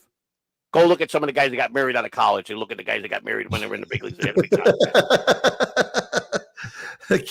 The Wolf says you're forgetting Bo Jackson. Bo Jackson, nice guy. Case to be made. The candle that burns twice as bright, but half as long. I worked the '83 All-Star game at Wrigley Field. I'm going to show you. Hand me that. I'm going to show you a piece of history, Tom, and then you can get to your chat. I want your fans to see this. Yeah. I was an employee asked by the league to come to the '83 All-Star game as a clubhouse staff. Every player, every coach, and I'm going to have to take this off because you got to. No, you're okay. This was given to me by Anna Rod. No, you got to see this detail. You got to see this. All right. I don't mind doing this. I don't care. This is my pride and joy. This is one of the greatest things I was ever given. And Adirondack went around the locker room. Let me see if I'm doing this right. And I got my name on the bat.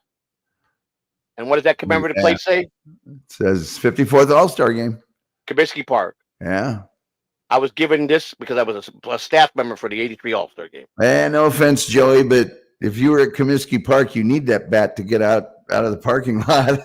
Bill Beck was great, now. Come on, Bill Beck was great. He was. Love Bill the Beck was great. The Wolf says all athletes are chased by thousands of women. He also says that Jordan was not a nice man.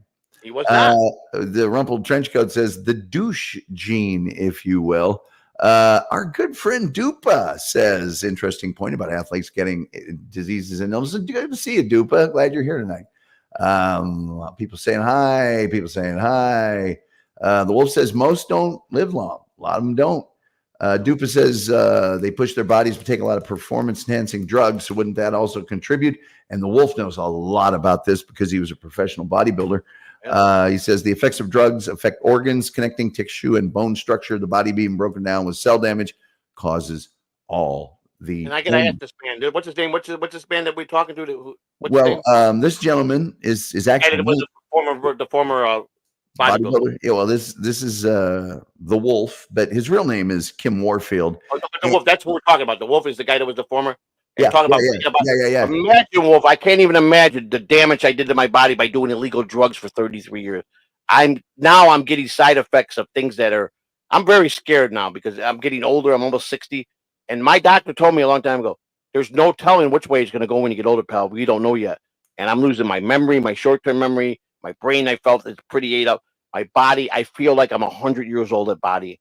And it's sad because I'm 59 and I'm just should start living life. I got a beautiful 42-year-old wife who's younger than me, and I'm got to be strong for her. And I'm decapitating because of all the abuse I did to my body. So I appreciate a guy like him that understands the breakdown. I wish I'd have listened to a guy like that years ago. Well, just so you know, the Wolf, Kim Warfield. When I went to Ball State, went into a dormitory. And little did I know there was a tornado down the hallway that I would meet named the Wolf. And I've known him ever since. He's got stories like yours and stuff. They're great, ain't they, Wolf? They're the best, man. They keep them inside you and you just got to share with people. Well, he says, Joey, don't worry about it because we're all going when we are born. That's one thing we all can guarantee we're all going to do. We're all going to be born and we're all going to. You're a great statement. And I concur with that statement. Well, you guys, fine. I'm going to live forever. Well, I hope I can. I want 20 more years, Tom. 20 more years is all I ask for. Well, Joy, you and I are almost the same age. I'm a couple of years older than you. 59 in December. Another month, my birthday will be a little less than a month. But I mean, I'm a couple of years older than you. Sorry. Yeah, that's all right. You're Bob Levy's age, aren't you? About Bob's age? Bob's about 9 months older than me, I think. Yes, I mean, I knew you guys were pretty close to the same age. And Bob looks great. You look great for your age. I mean, my doctor said I still got a chance. If I change my eating habits, I gained 60 pounds in the last year. I've never been this big. I'm 250. I'm 5'8". Yeah. Joey, you'll get at it, because you're constantly, it's not like you're a guy that goes to sleep on all that stuff. You're constantly, even though I know you got a lot on plate right now, it's not like you're not aware of it. And I know how you do things. I'm a stubborn man, though. One at a time. Yeah, but your ball of energy, you keep going. You got to make sure and get your rest too. I don't want to listen to nobody. I don't want to take away I got to listen, and I'm stubborn. I don't know what it is about me. I'm so set in my ways. It's so old school that I shame myself sometimes when I just don't sit down, shut up and listen. Joey, you got to listen to these people, because if you don't, I'm going to wait until you go to get groceries or something, and I'm giving Stuttering John the key to your house right after he eats. A lot of people, you got to set him right after he eats Mexican food. Oh, so be careful. Dupa says, Joey C, Christina takes care of you. You'll get 20 more years. Whoops, today's we don't want that there. Kim Warfield says the Gringo Giant is immortal. That's what he calls me. The Gringo. Oh, you're the Gringo Giant, huh? Yeah, I'm the Gringo Giant. Yeah. Great name. I like that. Yeah. Well, Joey, I knew it was going to be a blast. I was looking forward to it all week. We got to do this again. Anytime. I could sit down with you and talk shop all day long, man. I got a lot of great stories. I like to talk. I don't mean to cut people off, Bob Levy and Truly said it's good to have great guests, but never let them take control of your fucking channel. Because if you do that, you could it could go bad way. Like, can you imagine a seasoned comedian coming on and them letting him run the channel? So I Yeah. gotta watch. I gotta mind my P's and Q's. This is your show. I gotta let you lead. But I got so many great stories I want to share that I'm grateful that you allowed me to do this. Rumpled Trenchcoat says if he gave Stuttering John the key to Joey's house after eating Taco Bell, it would look like The Shining when Joey comes back home. Don't get me started on him. I another great guy in my life at one time, but don't get me started with him. Yeah, let's not sully the nice show we just had. Anyway, man, I think the world of you, Joey. I appreciate your time today, and I know you got a great chat room. You got some pretty good guys in that chat room. I think I've seen a few of them more in my chat. Well, you got my guys here. He doesn't go miss me anywhere. You're a great Rochi. That's my he's my penguin to the Batman. Rochi's my penguin. Okay. Rochi's been he's a character. Putting forth some comments that I haven't put up on the screen. So, but he does show concern sometimes. Like when I got sick, don't you die on me, you son of a. He sent me a little. Yeah. He shows that he cares enough, but he's still gonna give me hell every day. You know what I'm saying? Let's see. Thanks, Joey C. Welcome, Red Rum. That's for The Shining. Rumpled says, fair enough. Great fun, Joey. Love the baseball talk. Thank you. Love the baseball. I will come and check you out. When does he have his podcast, the Colombo Podcast? When is it? Actually, you can just go to that channel. And I can see all the stuff. He records them with his sister. Let me write that down because I got sometimes my memory. Let me write his. It's Rumble. What now? Rumpled Trenchcoat. Rumpled. RUMPLED Trenchcoat, a Colombo podcast. Colombo Podcast. That great name. I will check that out. I will go there and subscribe to your channel and go put some likes on your videos as I watch them. Joey, take your blood pressure pills. I do take. Oh, man, good thing you remind me. I'm down to my last one. I got one. I got to call my doctor tomorrow. Tomorrow's the last one. I get a 90-day supply. One's left. All right. I got to go to Walgreens tomorrow and get another 3-month supply. Dupa is asking, when is part 2? Whenever Tom wants to have me. I got a lot of. I enjoy people that want to enjoy baseball or sports. I don't know much about sports. I know a lot about baseball, but I was a fan of hockey and basketball. I don't like football. Believe it or not, I know nothing about football except for Walter Payton and Mike Ditka. That's it. That's all I know. Oh, and I met Okochinko. He was in my taxi when they played Super Bowl here in Tampa, and he came in. This guy, he goes, "You know why I'm Okochinko?" I go, "I don't know who you are." And he had this diva with him, and it was his girlfriend, and they were arguing the whole time in the back of the cab. Oh, yeah. And he goes, "Can you take me to a ghetto barber shop? Do you know any barber shops in the ghetto?" He goes, "I got to get my cornrows fixed." Yeah. I said, "I got the perfect place." I took him over where I live now in this area, dropped him off. He went in there. He was all his homeboys in there. He called me to pick him up, but he's talking to this girl, and she became a big singer, a star or something. And he said he had a couple girls. He came in one day and he had a couple girls at the house. And he said, "Bitch, that's my house. I'm Ocho Cinco. You know what I am?" And I'm looking at him. She goes, "You believe how he talks to me?" He goes, "Baby, you just a hoe. Just remember that." Well, they had a reality show, and apparently they got in a fight or something. They got in a big fight, and I think the police came. I don't know if anything happened, but I wish I had it on film. Let's see. Rumper Trenchcoat says, "Thank you, Joey. I really appreciate it, man." My pleasure. So, normally I play the outro, but I think you and me I got lasagna here. You and me are going to want to chat for a second after this. Yeah, so absolutely. I'm going to thank you for everything. Thank you for just sitting here and listening, because I don't get much of that when I'm on my. Tell us all the places people can find your stuff. Well, we got the big controversy show, the morning show. Me and Big Lou. A lot of people are trying to get me to fire Lou. That'll never happen. I'm a loyal guy to people that are loyal to me, and Lou's my guy, and I love him, and he's right here with me. It's not like someone on podcast that I don't get to meet or get to know. He's right here. We go over. He comes over. We. It's good to have a friend as your co-host. So basically, you got a number of shows on Catalano TV. Right, and I got the Uncle Rocco show, which I thought was going to be good, but they're shying away from that. And that's Rocco. He pulls them one way. That's okay. I'll get Rocco. Today was a bomb. I got to admit, we did the first stream with the metal detector. Everything was right. The equipment, we got all that to science. How we're going to show it. we went to a park that you're open at 10 o'clock. That means you got lights all through the park. We got there, it was pitch dark, and every light was broken out. And then all of a sudden, we see all these people coming on bicycles and sitting up at the tables, and they were undesirable characters, and they were doing perimeter checks, and you know what they're doing. The nightlife is coming, and they're in the park. That's their office, you know. So I don't live in a great area right now because of things that happened in my past, but that stream will be better because it's going to be a fun stream. And then I got, of course, I do a chit chat night talk sometimes every once in a while just to hang with the chat. And then you're on Instagram and Twitter. I don't do none of that. I don't like TikTok. Lou likes TikTok. I'm strictly YouTube and Twitter. That's pretty much right. Oh, okay, Twitter then. Yeah. You can find me on Twitter at the Goat. I'm Baby Goat. That's right. John's Goat. I'm Baby Goat. At the Goat 1421. If you want to DM me, I take all DMs as long as it ain't nude pictures or any women, because a lot of women send me a bunch of stuff, and I automatically block them and delete them.